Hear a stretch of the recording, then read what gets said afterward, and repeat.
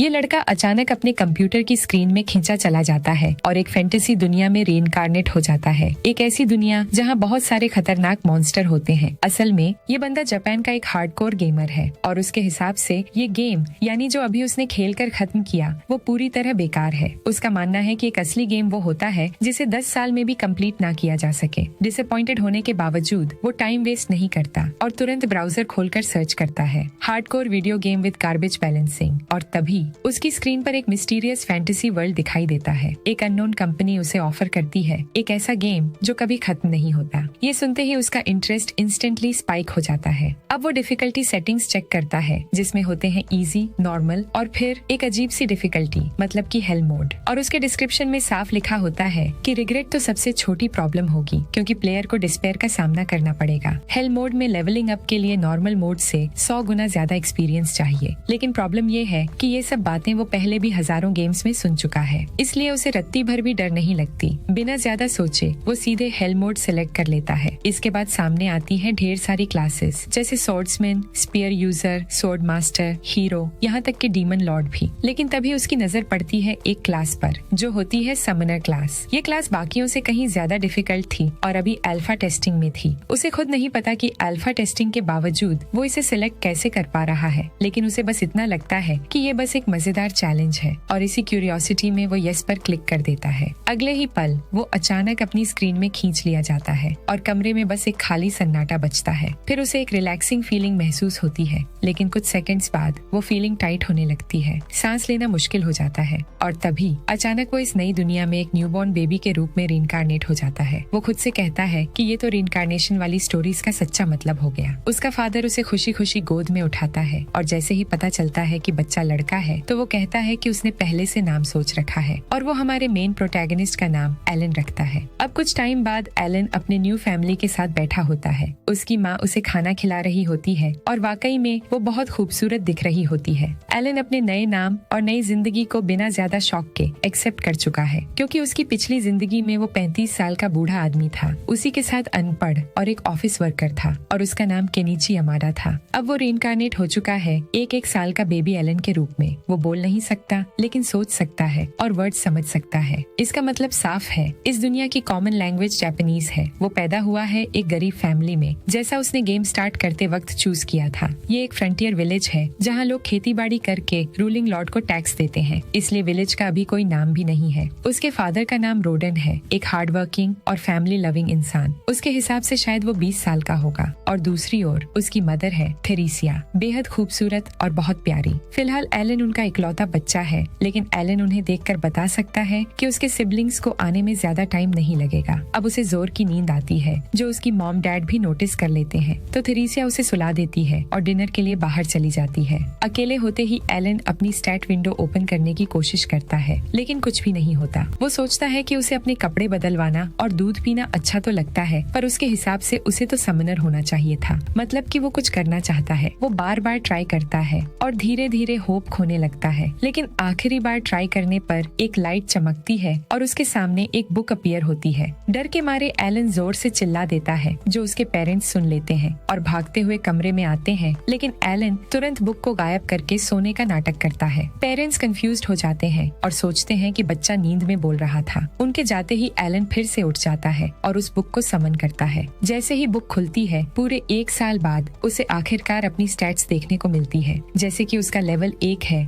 और उसकी class Sumner है। बुक में समनिंग स्किल्स की पूरी डिटेल्स होती हैं। समन और क्रिएट दोनों की अलग अलग स्किल EXP है, मतलब कि उन्हें वो जितना यूज करेगा वो उतना लेवल अप होगा। फिलहाल वो सिर्फ इंसेक्ट्स और बीस्ट को समन कर सकता है, वो भी सिर्फ H रैंक वाले। तभी उसे मिलता है गॉड ऑफ क्रिएशन एल्मिया का मैसेज। वो ग्रिमोयर देने में डिले के लिए माफी मांगती है और बताती है कि समनर क्लास अभी टेस्टिंग फेज में थी, पर एलन को उससे कोई फर्क नहीं पड़ता। वो समनिंग ट्राई करता है लेकिन कुछ नहीं होता। फिर वो बार बार ट्राई करता है, लेकिन उसकी किस्मत इतनी खराब कि कुछ भी समन नहीं होता। वो सोचता है कि इस दुनिया में उसे किसी तरह की ट्यूटोरियल वीडियो नहीं मिलने वाली, इसलिए उसे खुद ही सब कुछ सीखना होगा। इसके बाद वो क्रिएट स्किल यूज करता है, जिससे वहाँ एक H रैंक इंसेक्ट कार्ड बनती है। वो खुशी से इतना चिल्ला देता है कि उसकी माँ उसे देखने वहाँ पहुँच जाती है, लेकिन फिर से वो सोने की एक्टिंग करने लगता है। वो समझ जाता है कि आज उसका कुछ होने वाला नहीं है, इसलिए वो कल करेंगे सोचकर सो जाता है। अगले दिन वो फिर से इंसेक्ट समन करता है और एक जायंट ग्रास हॉपर समन होता है। वो उसे अपनी ओर आने का ऑर्डर देता है, लेकिन वो ग्रास हॉपर उसकी बात नहीं सुनता और दूसरी ओर चला जाता है। वो फिर से ग्रिमवार देखता है और उसे पता चलता है कि वो इस ग्रास हॉपर का नाम भी रख सकता है। वो उसका नाम डेंका रखता है। बुक से उसे पता चलता है कि समन क्रीचर्स उसे बफ्स देते हैं और वो खुश हो जाता है। लेकिन तभी उसकी माँ आ जाती है और डेंका को देख लेती है। डर के मारे वो डेंका को मार देती है। कुछ दिनों बाद वो फिर से एक H rank beast mouse create करता है। वो समझ जाता है कि समन कार्ड स्टॉक करने से उसकी स्टैट्स बढ़ती हैं और उसी के साथ इन समन क्रीचर्स में भी कुछ एक्स्ट्रा एबिलिटीज होती हैं। उसके हिसाब से इस दुनिया में उसके समन किए गए मॉन्स्टर्स से भी कहीं ज्यादा ताकतवर मॉन्स्टर्स मौजूद हैं और वो इस वर्ल्ड में नॉर्मल बच्चों से थोड़ा बहुत स्ट्रॉन्ग है। लेकिन हेल मोड में एक्सपीरियंस 100 गुना ज्यादा चाहिए, इसलिए रास्ता लंबा है। इसी बीच उसका फादर रोडिन हंट से खून में लथपथ घर आता है और वो बताता है कि उसने एक बोर मारा है। एलन और उसकी माँ थेरेसिया शॉक्ड हो जाते हैं। एलन बताता है कि रोडिन बहुत ताकतवर है। जब विंटर का सीजन आता है तब वो बाकी गांव के लोगों के साथ शिकार करने जाता है। तभी रोडिन एलन से पूछता है कि क्या वो उस बोर को देखना चाहता है। एलन तो इस दुनिया के मॉन्स्टर को देखने के लिए बहुत एक्साइटेड हो जाता है और जाने के लिए खुश हो जाता है। अब थोड़ा फैमिली वाला माहौल चलता है। उसके बाद फाइनली वो लोग वहाँ से जाने लगते हैं। यही वो मोमेंट होता है जब एलन पहली बार रियल मॉन्स्टर को अपनी आंखों से देखेगा। रास्ते में रोडिन उसे अल्बाहरिन बर्ड्स दिखाता है और बताता है कि ये बर्ड्स फॉल सीजन के आने का सिग्नल होते हैं। उसने इन्हीं बर्ड्स के नाम पर ही उसका नाम रखा है। फिर वो अल्बाहरिन के बारे में एक्सप्लेन करता है और कहता है कि उनके लिए स्काई ही लिमिट है। वे अपने विंग्स का इस्तेमाल करके दुनिया में कहीं भी उड़ सकते हैं और यही उनके लिए ट्रू फ्रीडम है। एलन को ये सुनकर सच में काफी शानदार लगता है, लेकिन जब उसने यही बात थेरेसिया को बताई थी तो उसने उसे काफी डांट दिया था। एलन जानता है कि ये सब उसे मॉन्स्टर के नाम पर नाम रखने की सजा के तौर पर मिल रहा है। इसके बाद रोडिन चलते रहते हैं और एलन उसकी बाहों में सो जाता है। लेकिन जब वो दोबारा आंखें खोलता है तो उसके सामने वही ग्रेट बोर होता है जिसे उन्होंने हराया था। उसका फादर उसे पास से देखने देता है। एलन सोचता है कि ये क्रीचर कितना टेरिफाइंग है, क्योंकि वो जानता है कि इतना बड़ा बीस्ट वो कभी नहीं हरा सकता।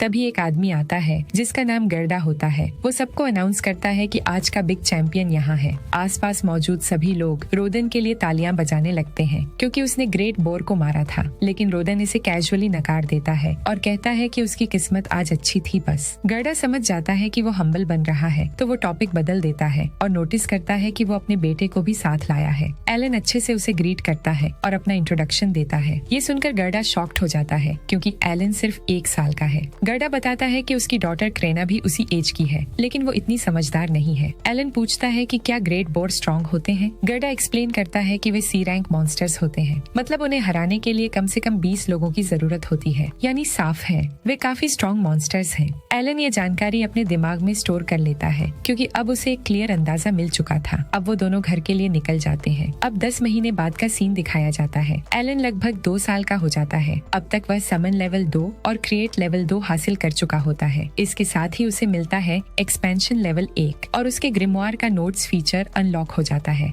एक्साइटेड होकर वह अपना स्टैट्स पेज खोलता है। वहाँ वह देखता है कि अब वह जी रैंक क्रिएचर कार्ड बना सकता है। उसे एक नई स्किल भी मिलती है जिससे वह समन्स को फ्यूज कर सकता है। साथ ही उसका कार्ड इन्वेंट्री स्पेस डबल हो जाता है, मतलब डबल बुफ्स। एलन तुरंत कुछ फ्यूज करना चाहता है लेकिन उसके पास इनफ एमपी नहीं होता, इसलिए वह एमपी रिकवर करने के लिए ज्यादा खाना खाने लगता है। डिनर के बाद वह तुरंत अपने रूम में जाता है, जिसे देख उसके पेरेंट्स भी शॉक्ड हो जाते हैं। अब एलन इस नई स्किल को ट्राई करता है। वह 2 एच रैंक माउस कार्ड्स को फ्यूज करता है। एक्साइटमेंट के बावजूद कुछ भी नहीं होता। ग्रिमोर उसे बताता है कि उसके पास इनफ एमपी नहीं है, जबकि उसने एमपी को मैक्स तक रिकवर कर लिया था। फिर एलन डिसाइड करता है कि वह एक नया समन कार्ड बनाएगा। वह जी रैंक बीस्ट कार्ड क्रिएट करने की कोशिश करता है, लेकिन इसके लिए भी उसके पास इनफ एमपी नहीं होता। मतलब उसकी करंट मैक्स एमपी के साथ वह न तो फ्यूज कर सकता है और न ही नया कार्ड क्रिएट कर सकता है। वो जान जाता है कि ये सब उस हेलमोड का ही इफेक्ट है। अब 3 साल और बीत जाते हैं। अब तक उसके पास कई कार्ड्स हो चुके होते हैं, जी रैंक बीस्ट्स, इंसेक्ट्स और यहाँ तक कि बर्ड्स भी। एलन अपने 2 कार्ड्स को फ्यूज करता है और उसे मिलती है एक जी रैंक बर्ड कार्ड, जिसका नाम वह चैपी रखता है। जब वह उसे समन करता है तो बर्ड उड़कर उसके पास आती है और उसके शोल्डर पर बैठ जाती है। वह स्टैट्स चेक करता है और नोटिस करता है कि इस बर्ड के पास वॉइस मिमिक एबिलिटी है।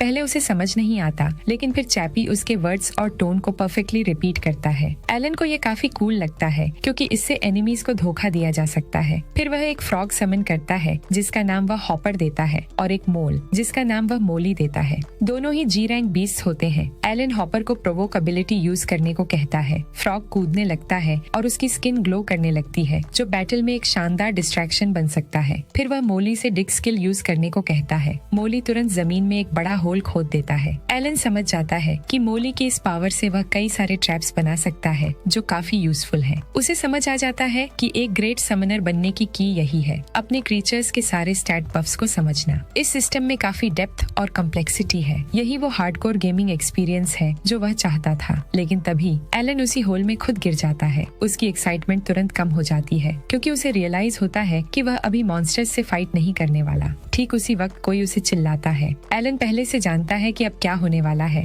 और वह बिल्कुल एक्साइटेड नहीं है। गर्डा की डॉटर क्रेना उसे ड्यूलिंग नाइट्स खेलने के लिए कहती है। कोई चॉइस न होने की वजह से एलन उसका फेयर ड्यूअल चैलेंज एक्सेप्ट कर लेता है, लेकिन उसके लिए ये बिल्कुल भी कूल नहीं है। उसे काफी एम्बैरेस्ड फील होता है। फिर भी वह जानता है कि क्रेना के साथ इन फाइट्स को सीरियसली लेना जरूरी है क्योंकि वह सरप्राइजिंगली फास्ट है और स्वॉर्ड ड्यूअल में कोई दया नहीं दिखाती। एलन अपने सारे क्रीचर बफ्स एजिलिटी में डाल देता है, लेकिन फिर भी वह मुश्किल से उसके साथ बराबरी कर पाता है। क्रेना इतनी ओवरपावर्ड होती है कि वह उसकी वुडन स्वॉर्ड तोड़ देती है और फिर भी अटैक करती रहती है। दिन के लास्ट में एलन के पेरेंट्स उसके पास आते हैं, हालांकि थोड़ा लेट हो जाता है। थेरेसिया अब जाहिर तौर पर फिर से प्रेग्नेंट होती है, जो किसी के लिए सरप्राइज नहीं होता। क्रेना के जाने के बाद एलन जमीन से उठता है। एक छोटी लड़की से पिटने के बाद भी वह अपनी मदर की हेल्प करता है और उसके हाथ में मौजूद वेजिटेबल्स उठा लेता है। थेरेसिया उसे स्माइल के साथ थैंक्स करती है। उस रात डिनर के दौरान एलन अपने फादर से कहता है कि वह फील्ड्स की खेती बाड़ी में हेल्प करना चाहता है क्योंकि उसकी मदर प्रेग्नेंट है। ये सुनकर दोनों सरप्राइज हो जाते हैं। एलन उन्हें रियश्योर करता है कि वह स्ट्रॉन्ग है। असल में उसके पास एक फुल ग्रोन एडल्ट जैसी स्टैमिना होती है, लेकिन वह ये बात अपने तक ही रखता है।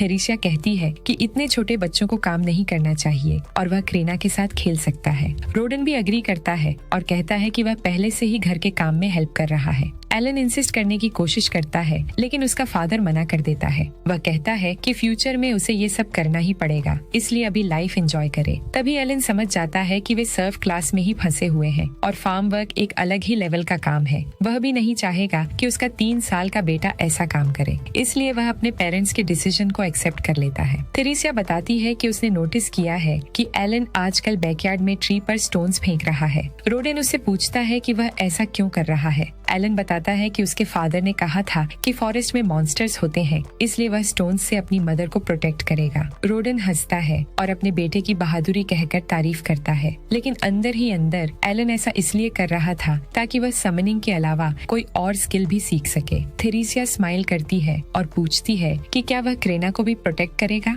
एलन एग्री करता है, हालांकि उसके दिमाग में बस यही चलता रहता है कि खेलते वक्त वह कितनी रफ होती है। रोडन बताता है कि वे नाइट्स खेलकर कितना एंजॉय करते हैं और वह अप्रेजल सेरेमोनी का इंतजार कर रहा है। एलन पूछता है कि ये क्या होता है। उसकी मदर एक्सप्लेन करती है कि जब वह 5 साल का होगा तब एक डिवाइन सेरेमोनी होगी जिसमें ये तय होगा कि उसके पास किस तरह का टैलेंट है। रोडन कहता है कि अगर लक अच्छा रहा तो कोई अच्छा टैलेंट उन्हें सर्फडम से बाहर निकलने में हेल्प कर सकता है। ये सुनकर एलन काफी एक्साइटेड हो जाता है। विंटर आने पर वह डेंका को चेक करता है। वह इतनी देर से एक ही जगह बाउंस कर रहा था कि जमीन में होल बन गया था। अब एलन जानता है कि वह पूरे दिन एक क्रीचर समन रख सकता है। ये काफी बड़ा प्रोग्रेस है। तभी उसे क्रेना की आवाज सुनाई देती है। वह तुरंत ग्रिमोयर को गायब कर देता है। मजबूरी में वह फिर से उसके साथ नाइट्स खेलता है। क्रेना हमेशा की तरह रफ होती है। इस बार एलन उसकी पेस मैच करने और अटैक्स ब्लॉक करने की कोशिश करता है, लेकिन फिर भी क्रेना उसे हरा देती है। रोडन काम से घर लौटता है। थेरेसिया उसे ग्रीट करने बाहर आती है। तभी डेंका अचानक उसकी लेग पर कूद जाता है, जिससे वह पैनिक होकर गिर जाती है। रोडन तुरंत उसे चेक करने दौड़ता है। हालांकि वो बस थोड़ा सा डर गई थी, लेकिन थेरेसिया को कंट्रैक्शंस शुरू हो जाती हैं। साफ हो जाता है कि बेबी आने वाला है। क्रेना तुरंत अपनी मदर को बुलाने जाती है, जबकि रोडन और एलन सारी तैयारी करते हैं और थेरेसिया का ध्यान रखते हैं। एलन को समझ नहीं आता कि क्या करे। उसे लगता है काश उसने कभी बर्थिंग सिम गेम खेला होता, लेकिन उसका फादर भी उतना ही कंफ्यूज्ड होता है, भले ही ये उसके लिए दूसरी बार हो। फॉर्चुनेटली क्रेना की मदर मथिल्डा टाइम पर पहुंच जाती है और पिछली बार की तरह हेल्प करती है। वह सारे मेन को बाहर भेज देती है, कहती है कि लेडीज सब संभाल लेंगी, उन्हें बाहर ही सोना पड़ता है। पूरी रात मथिल्डा और उसकी डॉटर थेरेसिया की मदद करती है।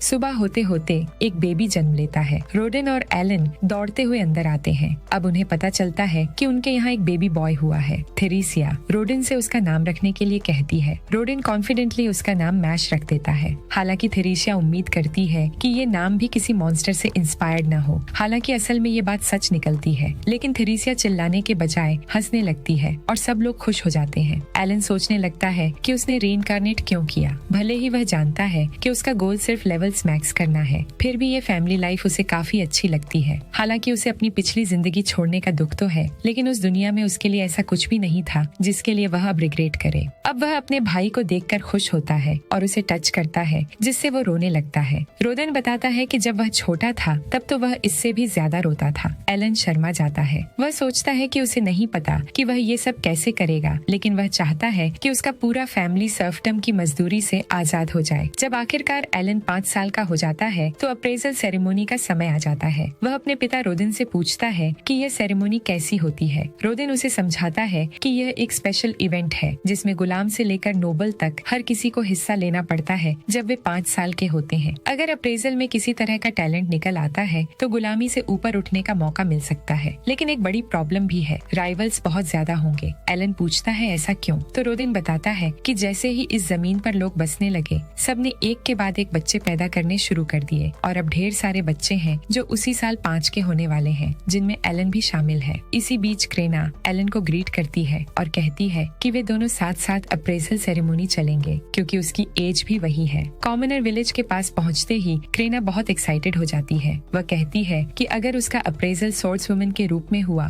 तो वह नाइट बनेगी। एलन आसपास के लोगों को ध्यान से देखता है और सोचता है कि क्या ये लोग सच में कॉमनर्स हैं। वे उनसे कहीं ज्यादा अच्छे कपड़े पहने हुए थे। उसे यह देखकर भी हैरानी होती है कि सभी लोग एक ही समय पर सेरेमनी में हिस्सा ले रहे हैं। रास्ते में कुछ लोग उसके लुक्स पर कमेंट्स करते हैं और कहते हैं कि उसके डार्क हेयर और डार्क आईज देखकर साफ है कि वह एक गुलाम होगा। सेरेमनी शुरू होने से पहले चर्च से 3 प्रीस्ट बाहर आते हैं। वे कहते हैं कि क्रिएशन के गॉड एल्मिया सभी को बराबरी से महान अवसर का मौका देते हैं। इस देश में ऐसे कई हीरोज हुए हैं जो पहले गुलामी से जुड़े हुए थे। एग्जाम्पल के तौर पर क्लासिस द सेंट जन्म से एक कॉमनर था और ड्वर्ग द सोर्ड लॉर्ड तो एक गुलाम था। ये सुनकर एलन को याद आता है कि गेम में भी हीरो और सोर्ड लॉर्ड जैसी क्लासेस लो सोशल क्लास से ही शुरू होती थी। उसे पहले लगता था कि ये सिर्फ गेम कॉन्फ़िगरेशंस हैं, लेकिन अब साफ हो गया कि यही रूल इस पूरी दुनिया पर लागू होता है। इसी वजह से ऊपर से नीचे तक सबको अप्रेजल सेरेमनी से गुजरना पड़ता है। इसके बाद सभी लोग अंदर जाते हैं। अंदर एलन उन गॉड्स की स्टैच्यूज देखता है जिनकी इस दुनिया में प्रेयर होती है। बीच में खड़ी स्टैच्यू को वह तुरंत पहचान लेता है। वह एल्मिया की स्टैच्यू थी, वही गॉड जिसने कभी उसे एक लेटर भेजा था। अप्रेजल सेरेमनी शुरू होती है। प्रीस्ट सबसे पहले विलेज चीफ डिबोजी के बेटे पेलोमस को बुलाते हैं। उसे क्रिस्टल बॉल पर हाथ रखने को कहा जाता है और समझाया जाता है कि उसके सारे टैलेंट्स और एट्रीब्यूट्स पीछे लगी मेटल प्लेट पर दिखेंगे। जैसे ही वह क्रिस्टल बॉल को छूता है, उसके स्टैट्स मेटल प्लेट पर उभर आते हैं। एलन देखता है कि यह बिल्कुल उसके ग्रिमवार के स्टैट पेज जैसा है। पेलोमस में मर्चेंट बनने का टैलेंट निकलता है। उसके पिता बेहद खुश हो जाते हैं और खुशी से भर जाते हैं। यही एलन समझ जाता है कि यहाँ किसी भी तरह का टैलेंट होना सेलिब्रेशन की बात है। एट्रीब्यूट्स नंबर्स में नहीं बल्कि रैंक्स में दिखाए जाते हैं। वह अपने ग्रिमवार में देखकर कंफर्म करता है और खुश होता है कि उसके अलावा कोई और ग्रिमवार को नहीं देख सकता। सेरेमनी आगे बढ़ती है और एलन देखता है कि हर किसी को टैलेंट नहीं मिलता। शायद इसी वजह से इसे इतना बड़ा इवेंट माना जाता है। इसके बाद डोगोरा नाम का एक बच्चा आगे आता है। जैसे ही वह क्रिस्टल बॉल पर हाथ रखता है, प्रीस्ट बताते हैं कि उसमें एक्स यूजर का टैलेंट है। एलन हैरान रह जाता है क्योंकि ये पहला ए रैंक एट्रीब्यूट है जो उसने अब तक देखा था। उसे लगता है कि टैलेंट के बिना हायर रैंक्स मिल ही नहीं सकते। लगभग सभी बच्चों का अप्रेजल हो जाने के बाद आखिरकार क्रेना की बारी आती है। वह जोश में दौड़ते हुए क्रिस्टल बॉल तक जाती है। इस बार क्रिस्टल बॉल अचानक तेजी से चमकने लगता है। पूरा हॉल हैरानी में डूब जाता है। क्रेना के पास सोर्ड लॉर्ड का टैलेंट निकलता है जो सबसे बेहतरीन टैलेंट्स में से एक माना जाता है। गर्डा खुशी से उछल पड़ता है और अपनी बेटी से कहता है कि उसने टैलेंट जैकपॉट मार लिया है, लेकिन क्रेना सैड हो जाती है क्योंकि वह सोर्ड्स वुमन बनना चाहती थी। एलन को इसमें जरा भी हैरानी नहीं होती। उसे पहले से पता था कि क्रेना की ओवर पावर्ड ताकत को जस्टिफाई करने का यही तरीका होगा। अब आखिरकार एलन की बारी आती है। वह खुश होता है क्योंकि अब उसके पेरेंट्स को पता चल जाएगा कि वह एक समनर है। जैसे ही वह क्रिस्टल बॉल पर हाथ रखता है, वह पहले से भी ज्यादा तेज चमकने लगता है और जोर से उसे पीछे धकेल देता है। रोडेन तुरंत घबरा जाता है, लेकिन एलन हंसते हुए कहता है कि क्रेना ने तो उसे इससे भी बुरा किया था। वह जल्दी से उठकर अपना टैलेंट देखने की कोशिश करता है। रोडेन प्रीस्ट से कहता है कि वे पढ़ नहीं सकते, इसलिए अगर वह एलन का टैलेंट बता दे तो बहुत मदद होगी। प्रीस्ट खुशी खुशी मान जाता है, लेकिन जैसे ही वह कहता है कि एलन के पास कोई टैलेंट नहीं है, वहाँ की सारी एक्साइटमेंट खत्म हो जाती है। एलन एलन समझ जाता है कि कुछ तो गड़बड़ है। वह खुद जाकर मेटल प्लेट देखता है जहाँ उसका टैलेंट लिखा होना चाहिए था। वहाँ सिर्फ एक अजीब सा टेक्स्ट ग्लिच दिखाई देता है। उसका मूड तुरंत खराब हो जाता है। वह क्रिएशन के गॉड को कोसता है और सोचता है कि उसे अपना गेम ठीक से डिबग करना सीखना चाहिए, क्योंकि अब कोई नहीं जान पाएगा कि वह असल में समनर है। टैलेंट न होने के बावजूद रोडेन उसे घर ले आता है, जहाँ उसकी माँ थरेशिया इंतजार कर रही होती है। डिनर के दौरान उसके पिता कहते हैं कि टैलेंट्स मायने नहीं रखते, क्योंकि एलन हमेशा उनकी खुशी और प्राइड बना रहेगा। थेरेशिया भी इससे अग्री होती है। एलन जानता है कि वे इतने गरीब हैं कि उनके घर में बाथटब तक नहीं है, फिर भी वह खुश है कि उसका बर्थ इसी फैमिली में हुआ, भले ही वह असल में उनसे कहीं ज्यादा उम्र का क्यों न हो। रात को वह अपना ग्रिमोयर खोलता है और देखता है कि उसके सारे एट्रीब्यूट्स ई रैंक हैं। तब उसे एहसास होता है कि आज उसने एक बहुत बड़ी बात सीखी है। इस दुनिया में सिर्फ वही हेल मोड पर खेल रहा है। अप्रेजल सेरेमोनी में मौजूद सारे बच्चे 5 साल के थे, यानी वे सब लेवल 1 थे। रैंक सिस्टम शायद यह दिखाता है कि लेवल अप होने पर कितनी ग्रोथ मिलेगी, इसलिए वह मान लेता है कि उसके सारे एट्रीब्यूट्स ई रैंक इसलिए हैं क्योंकि हेल मोड में उसकी प्रोग्रेस नॉर्मल का सिर्फ 100th हिस्सा है। अगर ऐसा है तो रैंक्स उसकी पावर का वही हिस्सा दिखा रहे होंगे। ये बात किसी नॉर्मल इंसान को पागल कर देती, लेकिन एलन यहाँ वीक सॉस गेम्स को उनकी जगह दिखाने आया है। वह अपनी पूरी जिंदगी यह साबित करने में लगाएगा कि हार्डकोर गेमिंग ही असली रास्ता है। फिर भी अप्रेजल सेरेमोनी में जो वियर्ड टेक्स्ट आया था वह साफ साफ एक ग्लिच था। डेवलपर्स को इसे फिक्स करना ही होगा, इसलिए वह ठान लेता है कि वह कंप्लेंट करेगा और उन्हें लेटर्स की बाढ़ में डुबो देगा, क्योंकि वे एक ऐसे गेमर को अंडर एस्टिमेट नहीं कर सकते जिसकी कोई लाइफ नहीं है। कुछ टाइम बाद एलन नोटिस करता है कि उसका डैड अजीब तरह से बर्ताव कर रहा है। उसकी मॉम बताती है कि वह कल रात देर से घर लौटने के बाद से ऐसा ही है। थोड़ी देर बाद वे गर्डा के घर जाते हैं, जहाँ क्रेना के स्वॉर्ड लॉर्ड बनने की खुशी मनाई जा रही होती है। क्रेना खुशी खुशी एलन से कहती है कि स्वॉर्ड लॉर्ड स्वॉर्ड्स वुमन से भी बेहतर है और अब वह और ज्यादा स्ट्रॉन्ग होने वाली है। एलन मजाक में हैरानी जताते हुए कहता है कि वह तो अभी भी उसे अपनी ताकत से कुचल देती है। मथिल्डा बताती है कि विलेज चीफ सेलिब्रेशन के लिए शराब की एक बोतल गिफ्ट कर गया था, इसलिए वे उसे खोलेंगे। रोदन चिढ़े हुए अंदाज में उन्हें बधाई देता है और कहता है कि वे शराब एंजॉय करें। गर्दा भी उसी टोन में जवाब देता है कि इस घर में मेहमान पहले पीते हैं। एलन को लगता है कि शायद उसके पिता स्वॉर्ड लॉर्ड वाली बात से जेलस है, लेकिन वह जानता है कि रोदिन इतना छोटी सोच वाला नहीं है। जरूर कोई और बात है। रोदिन जब पहला ड्रिंक सर्व करने जाता है तो गर्दा उसे रोक देता है और कहता है कि वह उस उदास चेहरे के साथ डाली गई शराब नहीं पिएगा। तभी रोदिन अचानक बोतल जमीन पर पटक देता है और कहता है कि वह खुश है क्योंकि क्रेना का टैलेंट कमाल का है और ये सेलिब्रेशन के लायक है। गर्डा उससे पूछता है कि फिर उसने यह क्यों कहा कि वह उनके परिवार से रिश्ते तोड़ रहा है। ये सुनकर सब चौंक जाते हैं। रोडिन समझाता है कि वह ऐसा नहीं चाहता, लेकिन क्रेना का टैलेंट एक्स्ट्रॉर्डिनरी है। वह नाइटहुड ज्वाइन कर सकती है, देश की सेवा कर सकती है और शायद नोबिलिटी तक पहुंच जाए। ऐसे लोग गुलामों के साथ समय बर्बाद नहीं करते। तभी एलन को समझ आता है कि उसका पिता बिना पूछे उनके लिए फैसला ले रहा है। रोडिन जोर देता है कि स्वॉर्ड लॉर्ड होना बहुत बड़ी बात है, लेकिन गर्डा सख्ती से कहता है कि इससे कोई फर्क नहीं पड़ता।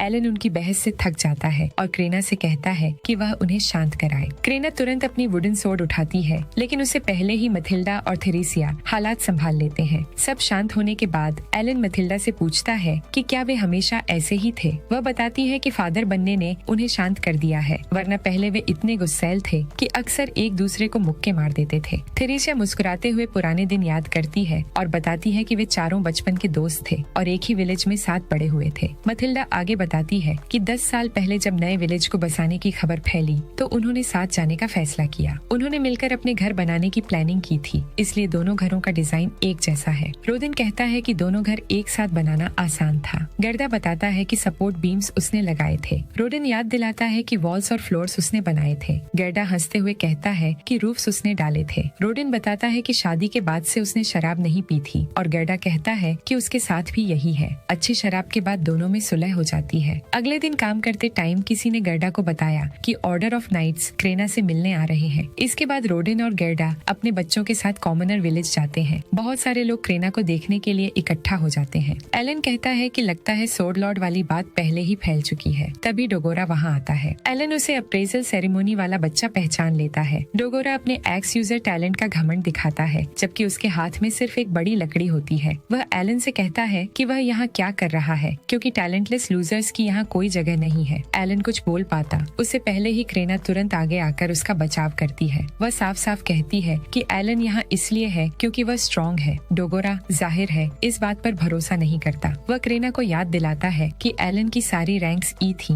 और वह एक गुलाम है। यह सुनते ही क्रेना गुस्से में उसे काटने के लिए दौड़ पड़ती है, लेकिन उसका पिता गर्डा तुरंत उसे पकड़कर रोक लेता है ताकि वह कंट्रोल में रहे। तभी गांव का चीफ सबको बताता है कि ऑर्डर ऑफ नाइट्स पहुंच चुका है। सब लोग तुरंत रास्ते से हट जाते हैं ताकि नाइट्स अंदर आ सके। आते ही सब लोग कैप्टन को पहचान लेते हैं। वह एक स्वॉर्ड मास्टर है जिसका नाम जेनोफ है। क्रेना असली नाइट को देखकर बेहद एक्साइटेड हो जाती है। एलन को याद आता है कि 3 साल हो चुके हैं जब से वह और क्रेना नाइट्स खेल रहे थे और अब वह असली नाइट को अपनी आंखों से देख रही है। क्रेना जोश में नाइट कैप्टन के सामने जाकर खुद को इंट्रोड्यूस करती है। एलन यह देखकर सोचता है कि क्या वह सच में गांव छोड़कर नाइट बनने चली जाएगी। तभी गर्डा जल्दी से जेनोफ को बताता है कि उसकी बेटी सिर्फ 5 साल की है और उसने अभी तक असली स्वॉर्ड को छुआ तक नहीं है, इसलिए वह वहाँ टिक नहीं पाएगी। जेनोफ को इसमें कोई खास प्रॉब्लम नजर नहीं आती। वह उल्टा पूछता है कि क्या गर्डा इस बात से डर रहा है कि उसने झूठ बोला है और बैरन ग्रैनवेल को धोखा देने की कोई ट्रिक चल रही है। गर्डा घबराकर इनकार करता है। जेनोफ तुरंत वाइस कैप्टन को आगे आने का इशारा करता है और गर्डा को प्रोटेस्ट करने का मौका तक नहीं देता। एलन पहले ही समझ जाता है कि कुछ गड़बड़ होने वाली है। जेनोफ सबको चेतावनी देता है कि अप्रेजल सेरेमोनी के रिजल्ट्स को गलत बताना डेथ पेनल्टी के बराबर अपराध है, इसलिए अब यह तय करना जरूरी है कि क्रेना का स्वॉर्ड लॉर्ड टैलेंट असली है या नहीं।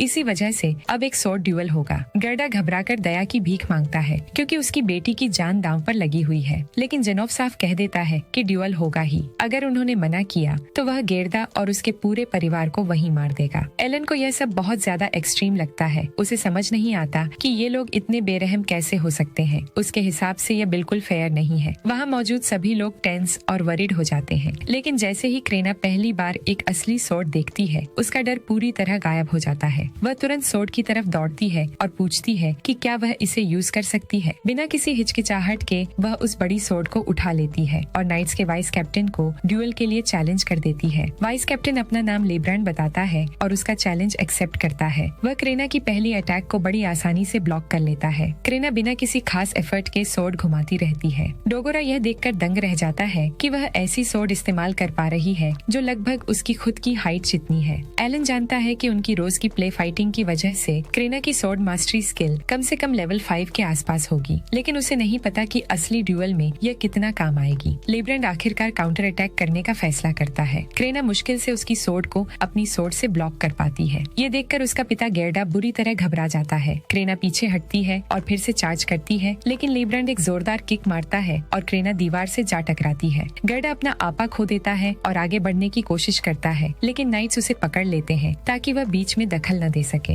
रोडेन और एलन भी यह सब नहीं सह पाते और उन्हें भी नाइट्स रोक लेते हैं। एलन बेहद फ्यूरियस हो जाता है। उसके हिसाब से यह एक 5 साल की लड़की के लिए बहुत ज्यादा है। स्वॉर्ड लॉर्ड होने के बावजूद एडल्ट्स के पास स्किल और लेवल दोनों का एडवांटेज होता है। सारी चिंता के बावजूद क्रेना फिर से खड़ी हो जाती है। इस बार उसके चारों ओर एक इंटेंस ऑरा फैल जाती है। नाइट्स का वाइस कैप्टन भी अब उसे देखकर डर महसूस करता है। वह जल्दी जल्दी उसकी अटैक्स को ब्लॉक करने लगता है, लेकिन इस बार क्रेना इतनी स्ट्रॉन्ग होती है कि लेब्रांड अपना ग्राउंड तक होल्ड नहीं कर पाता। वह समझ जाता है कि यह कोई नॉर्मल स्ट्रेंथ नहीं है, बल्कि कोई एक्स्ट्रा स्किल एक्टिवेट हो चुकी है। एलन ये सब एक्साइटमेंट में देखता रहता है। तभी क्रेना आखिरी ब्लो देती है और लेब्रांड की स्वॉर्ड को 2 टुकड़ों में तोड़ देती है। उसी पल जेनोफ ड्यूल खत्म होने की अनाउंसमेंट करता है और दोनों को अपने वेपन्स नीचे रखने को कहता है। क्रेना हैरान हो जाती है कि ड्यूल इतनी जल्दी खत्म हो गया, लेकिन फिर भी वह लेब्रांड को धन्यवाद देती है और उसे एक स्ट्रॉन्ग दादाजी कह देती है। लेब्रांड उसे समझाने की कोशिश करता है कि वह इतना बूढ़ा नहीं है क्योंकि वह सिर्फ 24 साल का है, लेकिन आखिरकार वह हार मानकर वहीं गिर जाता है। चारों तरफ से चीयर्स गूंजने लगते हैं। सब लोग हैरान होते हैं कि एक 5 साल की छोटी सी लड़की ने नाइट्स के वाइस कैप्टन को हरा दिया। अब किसी को भी शक नहीं रहता कि क्रेना सच में एक स्वॉर्ड लॉर्ड है। गर्डा खुशी से हंस पड़ता है और गर्व से अपनी बेटी को गले लगाने दौड़ता है। रोदिन बस राहत महसूस करता है कि क्रेना सेफ है। जेनोफ भी समझ जाता है कि ड्यूल के बाद क्रेना की स्वॉर्ड की हालत देखकर अब कोई भी इस सच को झुठला नहीं सकता। वह गर्डा की परवरिश की तारीफ करता है और अपने रूड बिहेवियर के लिए माफी मांगता है। गर्डा अभी भी नाराज रहता है, लेकिन जेनोफ जोर देकर कहता है कि उसकी बेटी में शानदार टैलेंट है और वह उसके फ्यूचर पर बात करना चाहता है। गेरदा शुरू में मना रहता है, लेकिन जेनोफ कहता है कि अगर वह कंफर्टेबल हो तो अपने फ्रेंड्स को भी साथ ला सकता है। ये सुनकर गेरदा मान जाता है। इसके बाद सब चीफटैन के रेसिडेंस में खाना खाने के लिए इकट्ठा होते हैं। एलन देख सकता है कि गर्डा अब भी अपसेट है और वह उसे ब्लेम नहीं करता। वह समझता है कि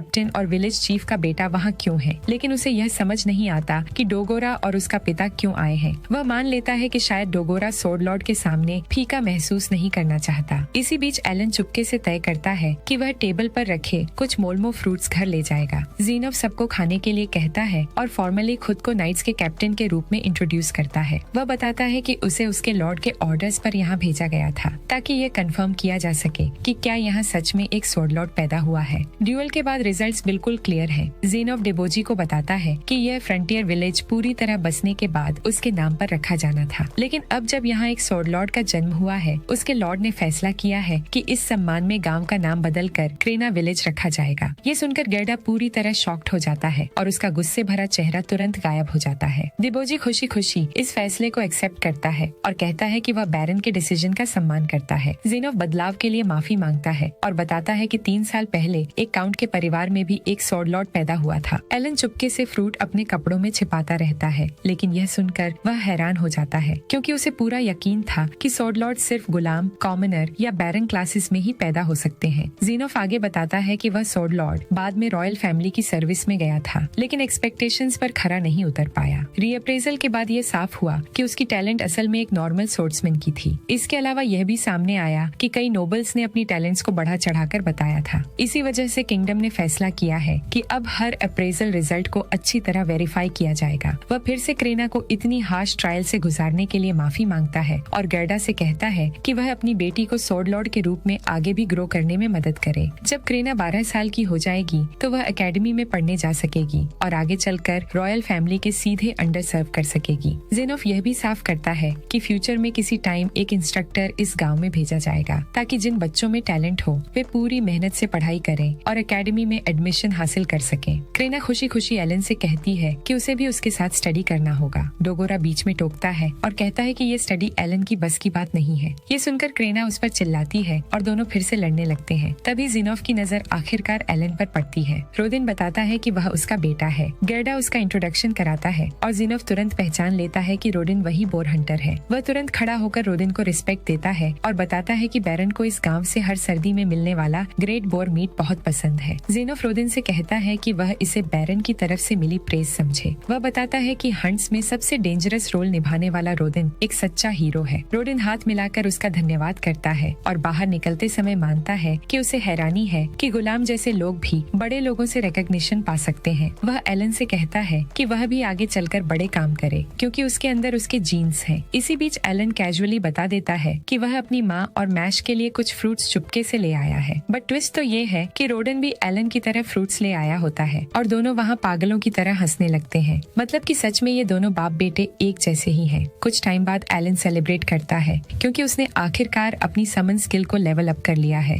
वह तुरंत अपना ग्रिमवार खोलता है और स्टैट पेज चेक करता है। अब उसे एनहांस स्किल मिल चुकी है, जिसका मतलब है कि वह अपने समन्स को पहले से ज्यादा पावरफुल बना सकता है। साथ ही उसने एफ रैंक क्रीचर्स भी अनलॉक कर लिए हैं, जो उसे पहले से एक्सपेक्टेड था। लेकिन नए क्रीचर्स पाने के लिए उसे अब भी फ्यूजन करना पड़ेगा, ठीक वैसे ही जैसे उसने चैपी के साथ किया था। एलन इस बात को लेकर काफी एक्साइटेड है कि अगला टाइप क्या होगा। वह उम्मीद करता है कि कोई डरावना ड्रैगन टाइप मॉन्स्टर समन हो और सबसे बढ़िया बात यह होती है कि उसका कार्ड इन्वेंट्री 20 से बढ़कर 30 हो गया है। इसका मतलब है कि अब उसे 1.5 गुना ज्यादा बफ्स मिलेंगे। उसकी समन स्किल को आखिरी बार लेवल अप हुए पूरे 2 साल हो चुके हैं, इसलिए वह डिसाइड करता है कि इन न्यू स्किल्स को वह बाद में अच्छे से एक्सपेरिमेंट करेगा। रात में एलन खुद बर्तन साफ करता है क्योंकि थेरेसिया एक और बच्चे की उम्मीद कर रही है और उसे आराम चाहिए। मतलब कि अब उनके घर और एक नया मेंबर आने वाला है। लेकिन इधर एलन असल में जल्दी से काम निपटाना चाहता है ताकि अपनी नई स्किल के साथ खेल सके। तभी मैश थेरेसिया से पूछता है कि क्या उसे एक छोटा भाई मिलने वाला है। रोदिन बताता है कि भाई भी हो सकता है या बहन भी। थेरेसिया कहती है कि इस बार बच्चे की हलचल काफी हल्की है, इसलिए उसे लगता है कि शायद लड़की होगी।